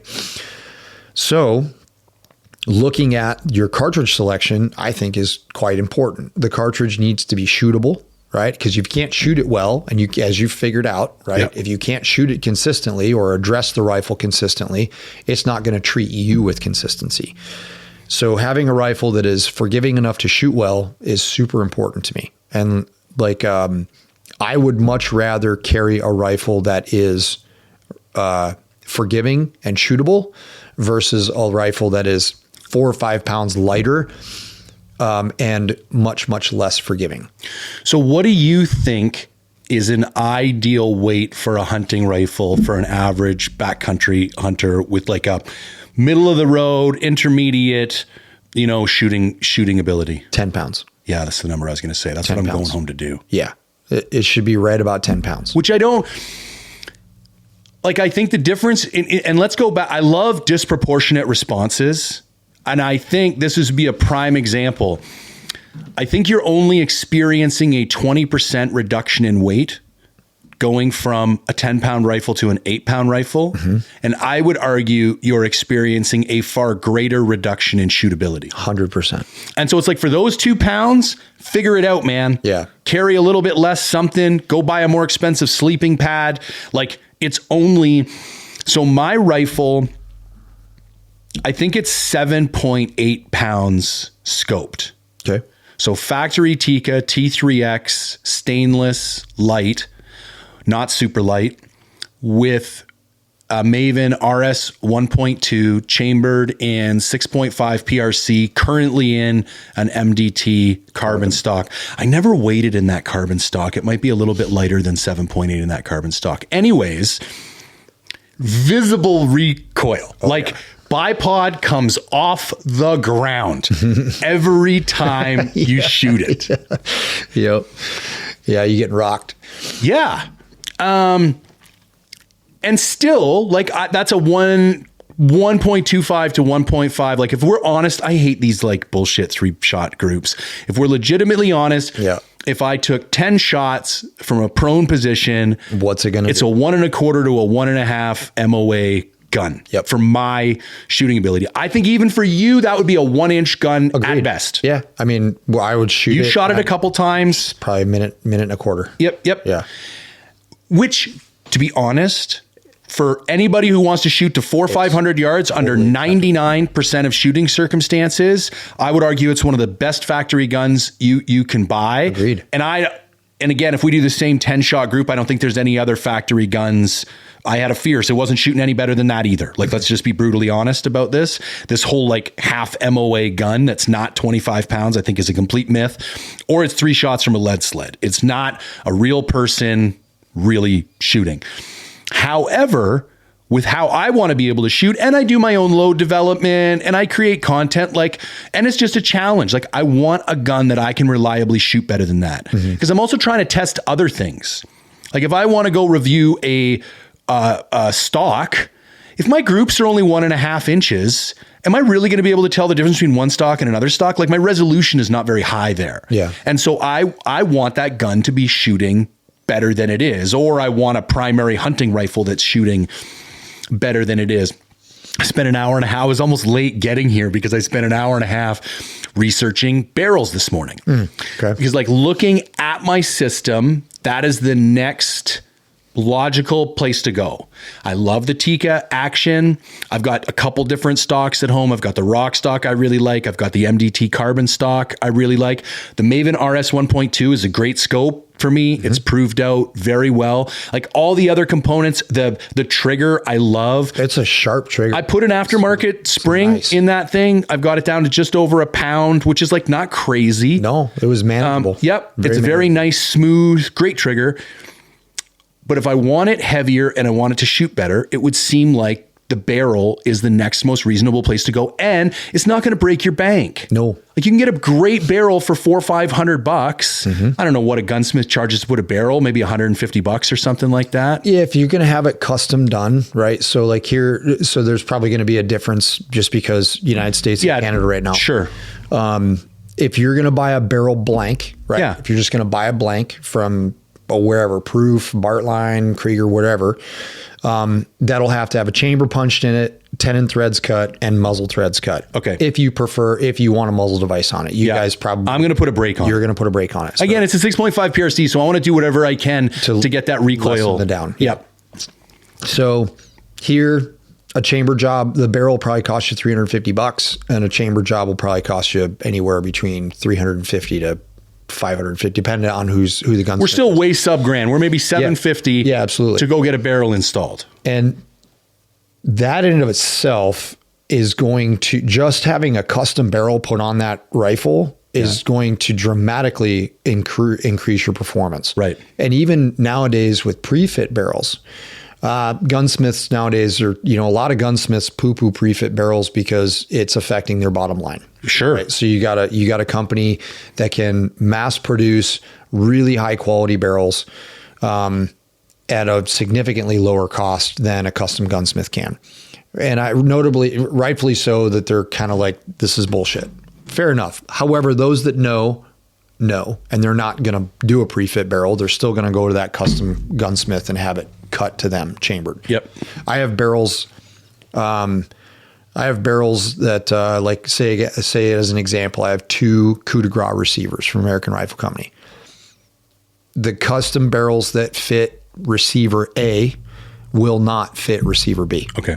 Right, because they're cut specifically to that. Even though like a pre-fit barrel, they're cut to a smaller dimension and to have a greater tolerance of fit back and forth. So like a pre-fit barrel will fit everything because it's a larger tolerance, if you will, because there's only tolerances can be held to so much with receivers and manufacturing, but with manufacturing and machining capabilities the way that they are nowadays, you can have a pre-fit barrel and it's going to shoot lights out for you. That barrel that's on the ATX that I was shooting in class, that's a pre-fit barrel. Right. You just buy it from Proof, screw it on there, and tighten the tenon bolt, and it's done. And it shoots amazing, right? But then again, I've got a custom barrel on the couple of these rifles here that are more PRS focused. You do see a difference. Right. Like you do see a difference because it just takes time. It's like a golfer saying, hey, this club performs different than this club type thing, right? Like me as a golfer, I'd be like, I don't fucking know. It's a fucking golf club. Yeah. Right. Whereas like I can shoot a different chassis and say this chassis has significantly more flex than this chassis. And then you can definitively feel the difference, right? So it just comes with time. But being able to have an accurate rifle is super important because what you're doing is you're buying yourself forgiveness. Yeah. You're buying yourself forgiveness because I need that rifle to function at its best when I'm at my worst. Right. Right. I could be at the tail end of my trip, right? That we were talking about that 10-day trip where it was just brutal. Right? Brutal on the mind, brutal on the body. And then on day fucking 10, an opportunity shows itself and you have to be ready for it. And you have to be able to put forth your best effort. And the rifle should certainly not be the weakest link. Yeah. Right. Or any weakness in the link whatsoever. We can prevent that from happening by just having quality components, which we can nowadays. It's ridiculous. Like what we can buy off the shelf with a precision rifle, it's insane. Right? What we can get out of a factory rifle these days. Couldn't do that 15, 20 years ago. No, not even this morning, just having a look around, like, dude, there's lots of affordable options. So many. Almost too many. You get overwhelmed by it. What did you end up looking at? What did you see? So the one that I'm considering most right now is simply because I found one in stock.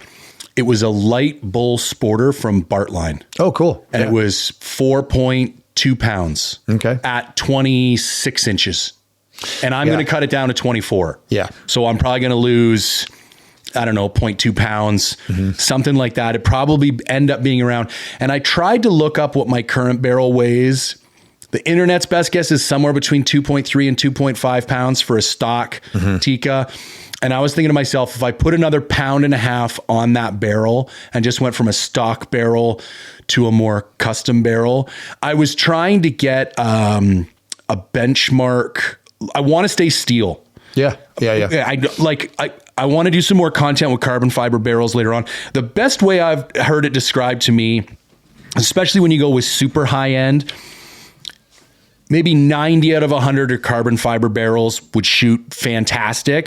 When you go to steel, it's more like 99 out of 100. I agree. Like there's just less variation. 100%. I think it's more of an aesthetic choice than anything. Because here's the other thing: when you start getting into the really good carbon fiber barrels, they're expensive.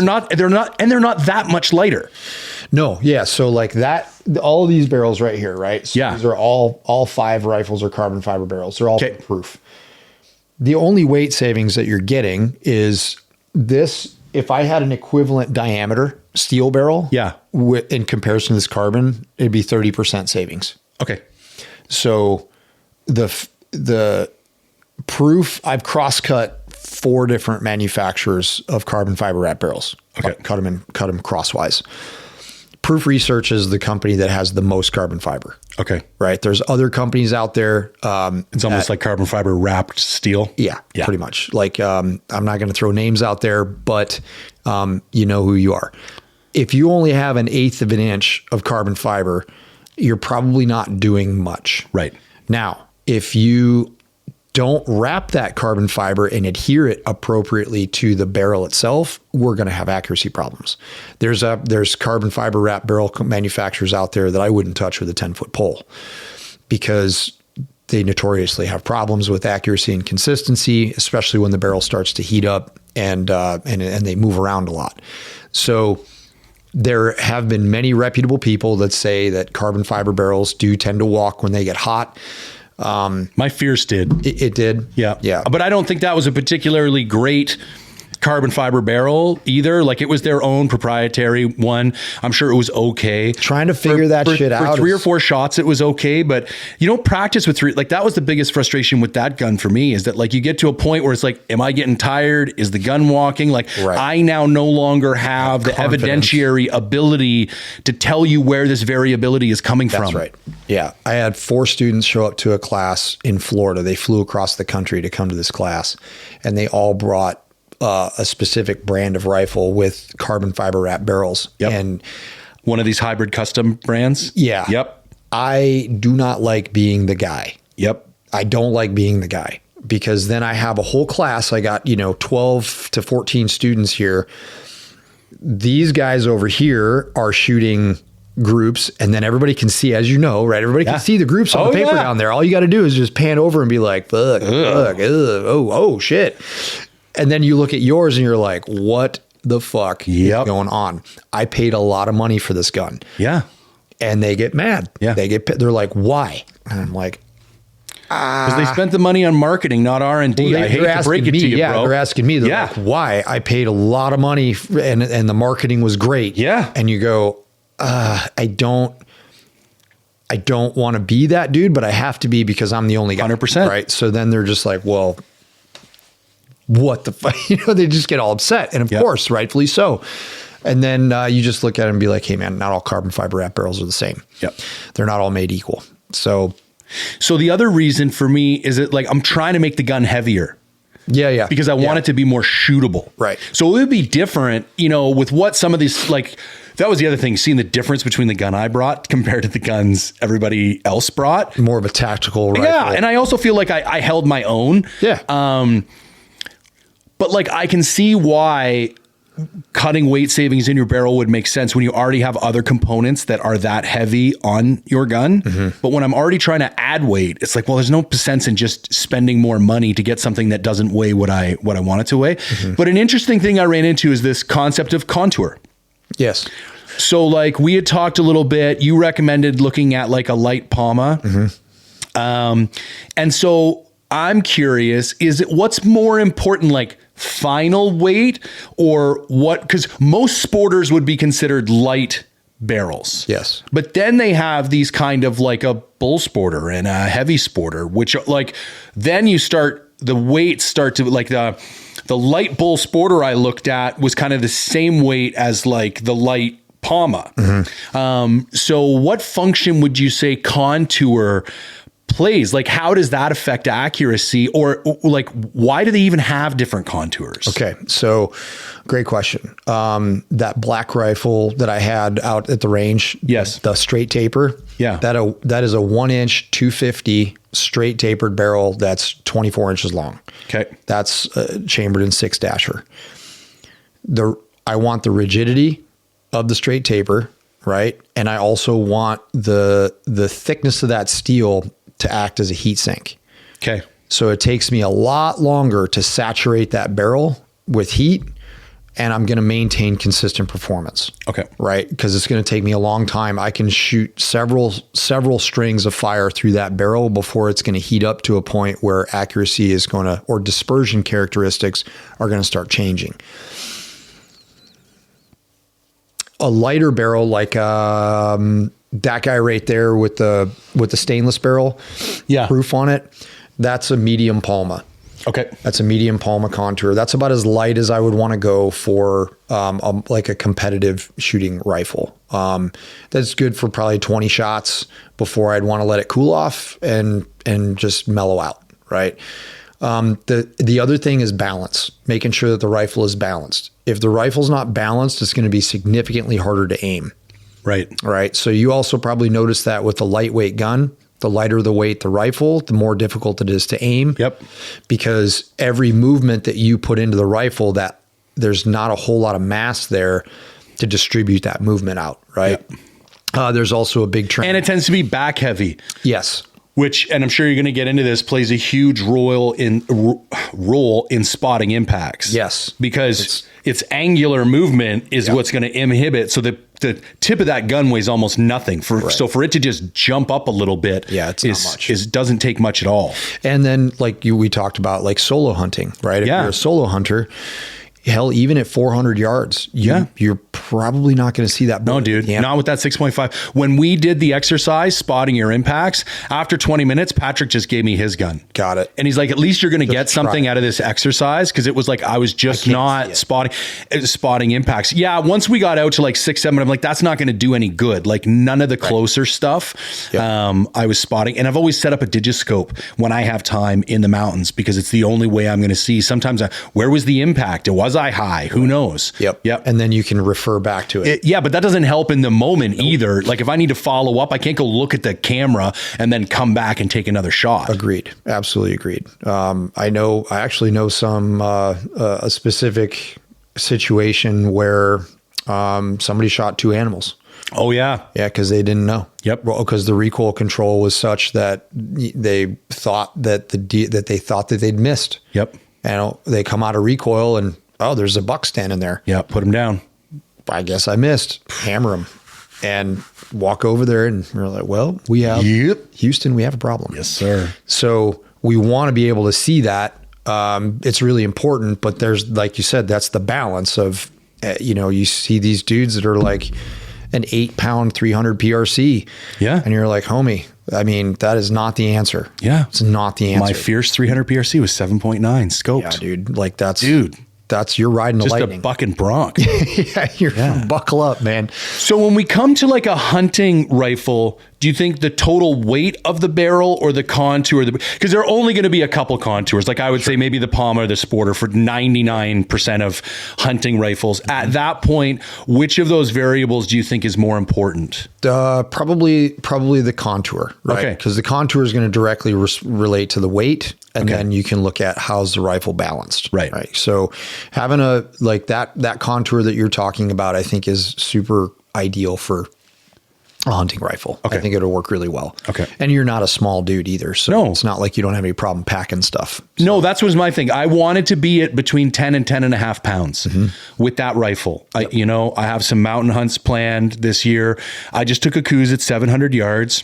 Shot placement was not ideal. Little high on the first one. killed it with the second one, but even where it impacted wasn't ideal. Like I was a little bit further back. When I watched the footage back, that animal was still moving actually when I shot at 700. So impacting a walking animal at 700 yards alone is not too bad. Yeah. But I would like that gun to shoot a little bit. I would like to bring that 1 1/4 down to 3/4 type of thing. You will most likely be able to do that. Yeah.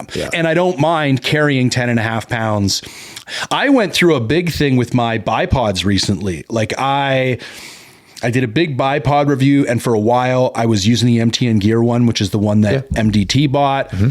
I think from a construction perspective, it is a great piece of engineering. I agree. I do not believe it is the ideal hunting bipod. It's pretty. It is. It's very light, and it's a little loosey goosey. Mm-hmm. Like it has a little more play in the system than I would like to see. And I've gone back now to like a 14-ounce bipod. Mm-hmm. It's not particularly light at all, but it's like the feel of that thing. Like when I plant those legs, and it's like my rifle just settles into it, where I felt it was like just bouncing around on the other one. And I think there's places to cut weight and there's places not to cut weight. I agree. And I think when it comes to the one device, maybe the only device in the hunt that has the ability to make or break your success, it's like, this is not the place to be cutting that weight. There's better places to do it. I agree with that. For sure. Yeah. All of those and putting yourself into training situations that will highlight those things. Yes. To go, okay, this is a non-negotiable. And that's the only way you know. Like it wasn't even actually until I started doing my own load development. And then I took that, what is now the MDT out, and I tried to do load development with it. Mm-hmm. And it's like, dude, this thing's just bouncing around all over the place on the bench. Like it doesn't have any grip. Then I went and bought, there's this really cool guy in Canada called Henry Rempel. He builds these F-class bipods with like the little ski feet and stuff. And I'm like, okay, if I'm going to be doing load development, this is not about me becoming about a shooter. This is about me providing a replicable situation so I can assess the differences between different loads. So I went and bought that. And my group's just bam. And I'm like, okay, this is an aha moment here. There is something between this F-class bipod and this 5-ounce bipod that is going to be the ideal thing for a hunting scenario. Right. And then that's what got me to the one I'm running now. Yep. So remember, it's the two things for dispersion is bullet bore interaction. Yeah. And then barrel pointing. Right. Where's the barrel? And most likely the result of that bipod, and you said your group's shrinking, just the rifle is recoiling more consistently. Yeah. And so therefore you're able to have more consistent barrel pointing on bullet exit. So then your dispersion reflects that. So the contour, I look for it for weight and then balance. Okay. Weight and balance. Like when I weight a PRS rig, I'm not weighting it because I want to just make it heavy. I want it so that way it's easier to aim. Right. So as soon as I slide it onto the bag, the rifle is balanced and I don't have to fight with it any more than necessary to get the rifle aimed. Right. Because the more time I spend aiming, the more potential that I have to increase the wobble zone. Right. So yeah. The longer you're in that scope, the more your shot sequence starts to break down. Breathe in, breathe out, check the wobble zone, commit to the press, send the shot. Yeah. Right, get it done as quickly as possible without breaking the fundamentals. Yeah. Right. So I think with you putting that new barrel on that rifle will dramatically improve its performance. Do you have recommendations? And we don't even necessarily need to get into calling out name brands or anything, or it'd be great if you could name a couple that you really trust. But when it comes to steel barrels specifically, what should somebody look for? I've had, in full transparency, I've been sponsored by Proof Research since 2011. Okay. So Proof has been the vast majority of the barrels that I've shot in my professional career. They're fantastic, right? They're one of the best barrel manufacturers out there. But that's not to say that there aren't other good barrel manufacturers or equivalent quality barrel manufacturers. Another barrel that I have a lot of experience with now is Bartline. Okay. Once I started shooting Accuracy International rifles, those all come with a Bartline barrel. They shoot phenomenally well. Then Benchmark. I have shot a benchmark barrel. They're right here in Washington. I was going to say that. I didn't realize they were so close. And then I looked them up this morning and I'm like, oh my God, they're like on my drive home. Yes. Benchmark. Let's see. I know of it. At least one shooter, Nick Godarzi, is one of the most winning PRS shooters here in the Northwest. He shoots for Bartline, or not Bartline. I'm sorry, Benchmark. So, Benchmark, and then Krieger is another fantastic one. I mean, and the list could go on and on. Yeah. Those are the three. Those are the big ones that I've had experience with. Yep. That you're going to get a quality product from those. Another one, Criterion. Criterion's a company that makes a lot of barrels for prefits, right, for other companies out there. I've shot a couple of Criterion barrels that had really good performance. So if it's a barrel coming from a reputable manufacturer, then you're going to be in good shape. The problem with that is if you buy a barrel blank and you grab that barrel, like that barrel's been QC'd by that manufacturer, but then the issue is who's going to cut the chamber? Who's going to cut the chamber? Because the chamber cutting and the thread cutting on both the muzzle and the tenon ends, you could have a beautifully perfect barrel and then ruin it instantaneously with a bad chamber job or a bad thread job. Right. So when people call barrel manufacturers and they're just like, my barrel, it's like the first thing they're going to blame is the barrel. They're going to say, it's because the gunsmith is going to say, I didn't do anything wrong with it. Right. And then they're going to say, well, it's clearly the barrel. It must clearly be the barrel. And then the barrel manufacturer gets the phone call and now they have to go, well, who cut the chamber? Right. Because when it left, it passed my quality control standpoint or standards, but I can't control that when it leaves and goes to a distributor. Sure. I can't control any of that stuff. So you also have to make sure that you're having it cut by a competent gunsmith that knows what they're doing. And so I had a guy ask me, he's like, what do I look for in a gunsmith? What I look for in a gunsmith is I don't necessarily want the mainstream gunsmith. Right. The big trendy one that everybody's posting about right now. Yeah. I kind of want the dude who's doing it in his garage, right? Like my gunsmith, he cut his teeth working for McMillan 25 years ago.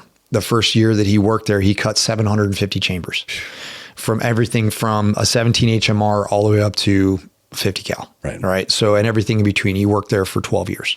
So just think about how many barrels, how many chambers he punched in that time. And he put up, I remember I put a video up a couple weeks ago, maybe more than that, like a month ago or so now.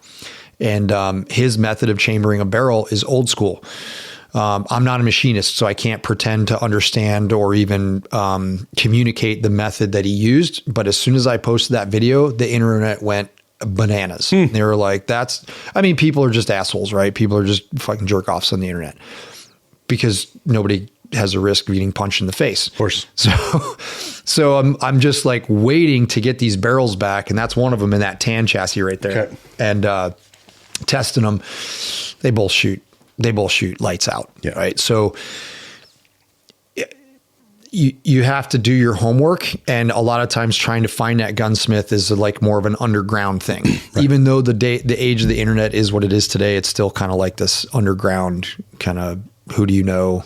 This guy does this guy does that. And that's who I want chambering my barrels. Yep. Because they're craftsmen, and that's important.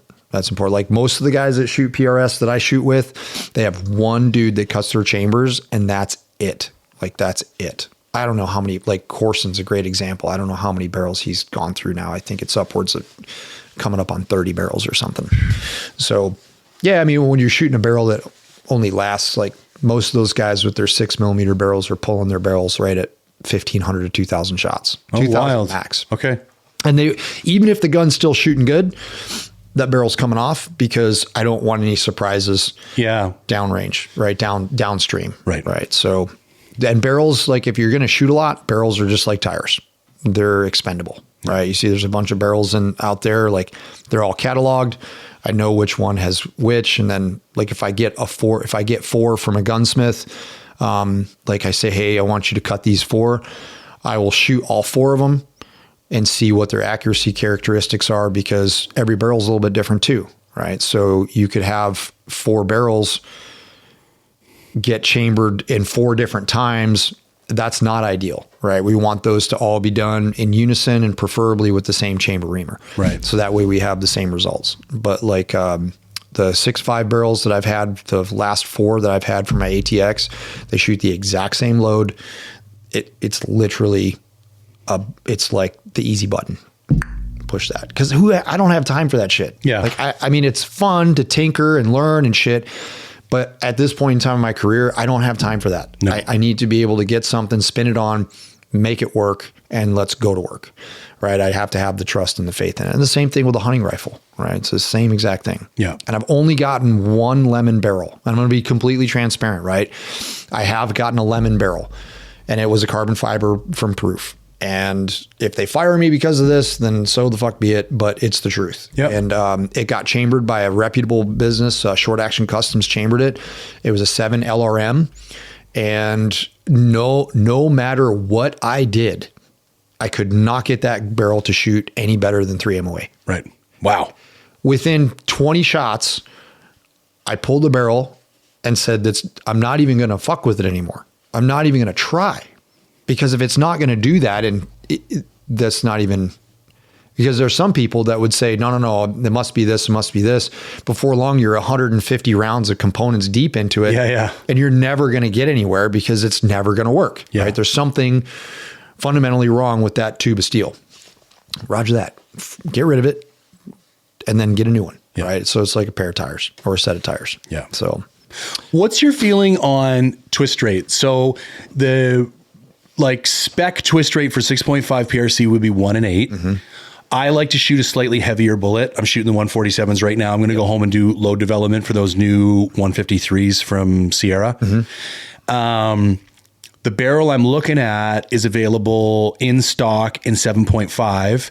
And some of the stuff I've looked into for heavier bullets like that, I might actually be better off with a slightly faster twist rate. Yeah. So the Creedmoor's, the Creedmoor barrels, the 6.5 millimeter barrels that I shoot, no matter whether it's for a Creedmoor or PRC, they're all going to be 7.5. Okay. Yeah. Cause I typically will shoot a heavier for class bullet. Yep. And that's what you want. So you can't really overspin a bullet. The byproduct of overspinning a bullet is more gyroscopic drift, spin drift. Gotcha. Right? So have you ever played with like a bicycle tire on an axle and spun it, right? 100%. So and then you start going like this with it. Yeah, it doesn't want to turn. Yep. So that is what's going on with your bullet. Okay. Right. So the faster you spin that bullet, the more it's going to resist the arc of the trajectory. And the more it resists that arc, what happens is the nose goes into a nose high attitude. And so the bullet's kind of flying through the sky like that. I like planing a bit. Yeah. And then the result of that is the nose kicks off to the right. It's called the yaw of repose. And the parasitic drag that occurs from that vector, that change in direction, that's what drifts the bullet to the right. Okay. Right. So it's not like it's spinning itself to the right. So the faster you spin the bullet, the more rigid that longitudinal axis is going to be and the more gyroscopic drift you're going to have. So matching the twist rate to the bullet weight that you're shooting is super important because nobody wants to have a ton of spin drift to compensate for it. Because that really will start to mess with your wind depending on how bad it is. So like a guy that shoots, the most ridiculous thing in the world is to shoot a 308 Winchester with like a 1 and 8 twist. Right. It's stupid. You have so much gyroscopic drift to deal with. It's silly. You're not gaining. And it's already a bullet that's prone to drifting. Yeah. It's already a bullet impact. that's extremely sensitive. Right. So, cause it's fat and slow. Right. So, people again pitch, I'm like, look, man, I'm a sniper. I have a hog's tooth that's 175 grain Sierra Match King. I love that projectile, but it's not the best for everything. Right. So, 7.5 is really good for anything in the 6.5 millimeter range. Okay. Right now, where that's going to start to get, like you'd kind of be on the ragged edge of performance if you wanted to go light. Like there's some people that shoot 110 grain bullets or 100 grain bullets. Well, I was going to start experimenting with some of those, who is it? McGuire is Yeah, doing McGuire. the copper roses and stuff. And Colton's been having some phenomenal results with those. Almost like the necropsy results are almost similar to like highly fragmenting bullets. Yeah. Like just destruction. Yep. Beautiful. But kind of like a completely opposite way to get there, like insanely fast, kind of a lighter bullet, monolithic, lathe turned, like completely different. So I'm not going down that road right away, but that's interesting to note because that would be a bullet. Like, is there 6 mil 93 or is there 6.5 mil 93? They're pretty light bullets. Yeah. Yeah. Because it's a solid material. Right. There's another company out there that's doing stuff as well in that realm called G9 Defense. Okay. Super ingenuitive company doing some cool stuff with projectiles, very similar to what McGuire's doing. But you got to match the twist rate. Right. So, Hornady's twist rate, or not a twist rate calculator, but what you want to look for is a gyroscopic stability factor. If you look at your data, like if you go in there, you'll see the gyro column. Okay. You want to be at the basement 1.4. Okay. Stability factor. Typically, like most of the guns that I shoot are like in the, coming out of the muzzle, they're at least 1.8 to 2.0. Okay. Just to make sure that everything is hunky dory, because what I have seen is people that try to underspin a bullet and they're putting bullets through the target sideways at 100 yards because it's losing dynamic stability right out of the gate. Okay. And that's obviously not good. So you have to match the twist rate to the bullet. We had a situation, and this was like a blunder of mine as an instructor. We were teaching in the United Kingdom, and somebody had a Tika, a hunting rifle, but it was chambered in .223 Remington. Yep. I have one at home. Yeah. So, what I failed to recognize is that the standard twist rate for a .223 Remington is 1 in 12. Yep. So this student was trying to shoot 77 grain ammunition out of that rifle. Oh, and the new Tikas spin faster, by the way. So we could not get this gun to shoot, man. Yeah. And it was terrible. It was like printing a freaking 8-inch group at 100 yards with this ammo. And so, of course, I'm looking at it from like, okay, what's going on with the circle of components? Let's freaking tear the thing apart and put it back together and figure it out. So we did that, and it still shot like that. And we were like, I'm just completely, I'm out, man. I don't know what else to do. And he's like, oh, okay, well, I have some different ammo at my car. I have some 55 grain ammo. Yeah. And I'm like, it's not going to be good for the wind, right? But let's just see if it gets to shoot the rifle any better. Yeah. And we had like 16 students in this class. We were very, very busy. And so when one gun goes down, it's like one instructor has to go take care of that. Yep. It takes the wind out of the sails of the course pretty fast. So we're trying to get this solved as quickly as possible. Do we put this 55 grain ammo in there? The freaking thing shot like that. Lights out. We were just like, and then clear as day on the barrel, the twist rate is right there. And I just spaced it. Yeah. And I'm like, there's the answer. That's it. So twist rate absolutely is it. You can't really overspin them, but you can underspin them. Okay. Right. So then, because basically what happens is the bullet comes out and it flips over on its ass and it goes to the target on its ass. Right. Yeah, that makes sense. Yep. That makes sense. Yep. So 1 in 7.5 for 6.5 is more than adequate. Yeah, I think I'm gonna send the link to my gunsmith because he was looking into some other options as well. But I think I'm gonna pull the trigger on that on the way home. Sweet. Sweet. Get that rifle to where it needs to be before hunting season kicks off. Hell yeah, man! It's coming up. Yeah, it's coming up. When's your spring bear kickoff? First client shows up April 26th. Nice. Season opens April 1st. Typically, there's too much snow to really hunt, but this year, my God. Dude, my buddy, he was up looking for sheds, and he said it's bone dry up to 5,500 feet. It is. It's not good. That's not good. It's not good at all. And it's going to make bear hunting challenging. I found this new way of kind of trying to communicate like animal behavior and what people need to pay attention to. And it's like normally the environment will present variables that will constrict movement. Mm-hmm. Could be water, could be snow, could be topography, could be mating, could be all kinds of things. But there's going to be things that will constrict the animal's behavior. And those are good because if you know what they are and you know how they constrict the movement patterns, then you know where they're not going to be. So then you can go wherever that's not is where they are going to be. And so the nice thing about spring bear, each phase of spring has its own like problem or riddle that needs to be solved. And early spring is always the hardest because there's the fewest bears up and around, but the easiest because there's the fewest number of places that they can be. And typically, if you find the food, you find the bears. So you just look for green grass. When you have green grass, you will find bears.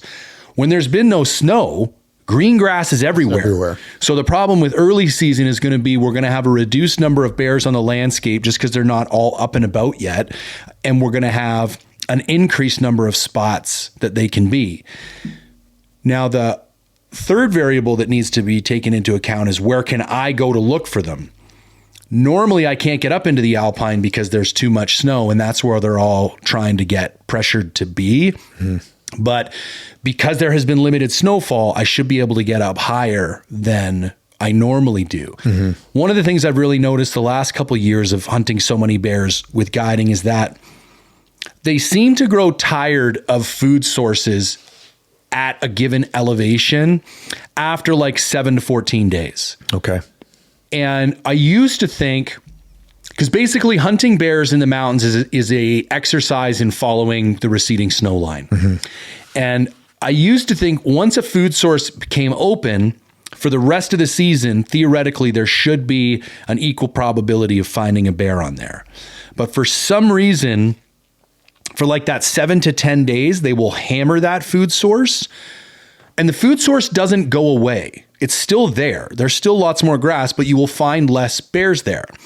And I think there's two things, one of two things, or a combination of two things is occurring. One, I think they might have some type of evolutionary drive to get to the top. Okay. Maybe bears are just programmed.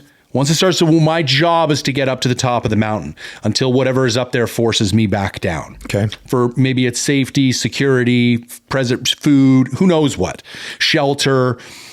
So that could be part of it. So it doesn't matter if the food is still good at 4,000. As soon as there's no snow at 5,000, I'm headed to 5,000.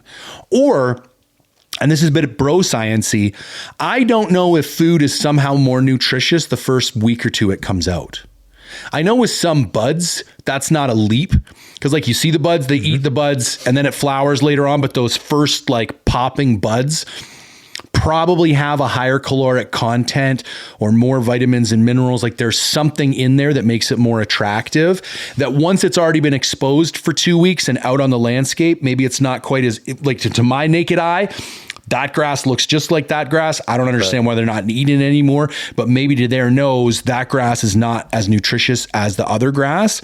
But one of the real like keys or tactics is like, you can't get complacent with elevation. Just because there's an exposed food source does not always mean there's going to be bears. The trick is to look for the most recently exposed food source. Okay. And then that will, and just running so many game cameras now year after year, like I have elevations that will be hammered with bears for like 2 weeks and then they're gone.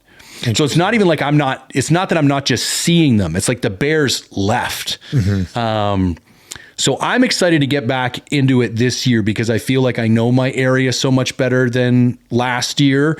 And it's like, you're just, playing chess when everybody else is playing checkers. Right. Absolutely. Yeah. That's an advantage. That's absolutely an advantage. That's interesting. I picked up something there myself. I mean, unfortunately, we don't have a spring bear season in Washington anymore. Yeah, that's a kick in the nuts. But fall bear is on its way, and it's going to be here before we know it. So I've got a pretty cool hunting season coming up. I've got an elk tag in Idaho with 2 other mates, which is going to be super badass. We're going to get our asses kicked for sure. It's in some pretty big country. It's down in the Salmon B unit. And so there's no wilderness in there. But there are some corners back in there where there's, not as many roads. And so we're just going to we're going to go in there and do some scouting this spring and summer. But then my son's going to be home for the general deer season here in Washington, which is pretty good. As you know, everybody's got their own little honey holes that they go back to. I'm just super excited to have a season. I blocked out my schedule. I had a really rough 2 years of not rough for business, good for business, right? But it wasn't good for for rejuvenation and recuperation time, for sure. And that's what the mountains are for me personally. And so I made sure to block out the schedule this year. We're hunting. That's awesome. And that's part of what we do, right? It's part of what we do. The vast majority of the clients that are not shooting competitively that we teach are hunters. Right. And so the way of the rifle is the way for success in that capacity. And so, yeah, that's it's part of the deal. And we're going to do some cool content this year on a prep to hunt series that we're going to call Hunt Ready. So I'm going to be using the 7 SOM and the 7 PRC up there, and doing some content on those rifles and how I'm going to train for the season. Some of the gear that I'm going to take. I'm really looking forward to just to kind of directing attention over to that side of things, because it's going to be a fun hunting season. That's awesome. That'll be exciting. So, Jay, tell everybody where they can find you. Pretty simple. If you just Google Mindful Hunter, there I am. There's a whole bunch of different resources, but that will get you to the Instagram, the YouTube, my website, outfitting info, apparel info, all that kind of stuff. But yeah, if you're interested in what I do and there's any way I can help, just go look up Mindful Hunter. Fantastic, man. Well, I think this is a good point to take a quick break, and we got our fireside chat. We got some people that got some questions for you inside the modern day rifleman community and the modern day sniper club. Perfect. And we'll go live in there and we'll answer some questions for some folks and let you get on your way back north. Awesome. Appreciate it. Right on, man. Let's take a break. Thanks, brother.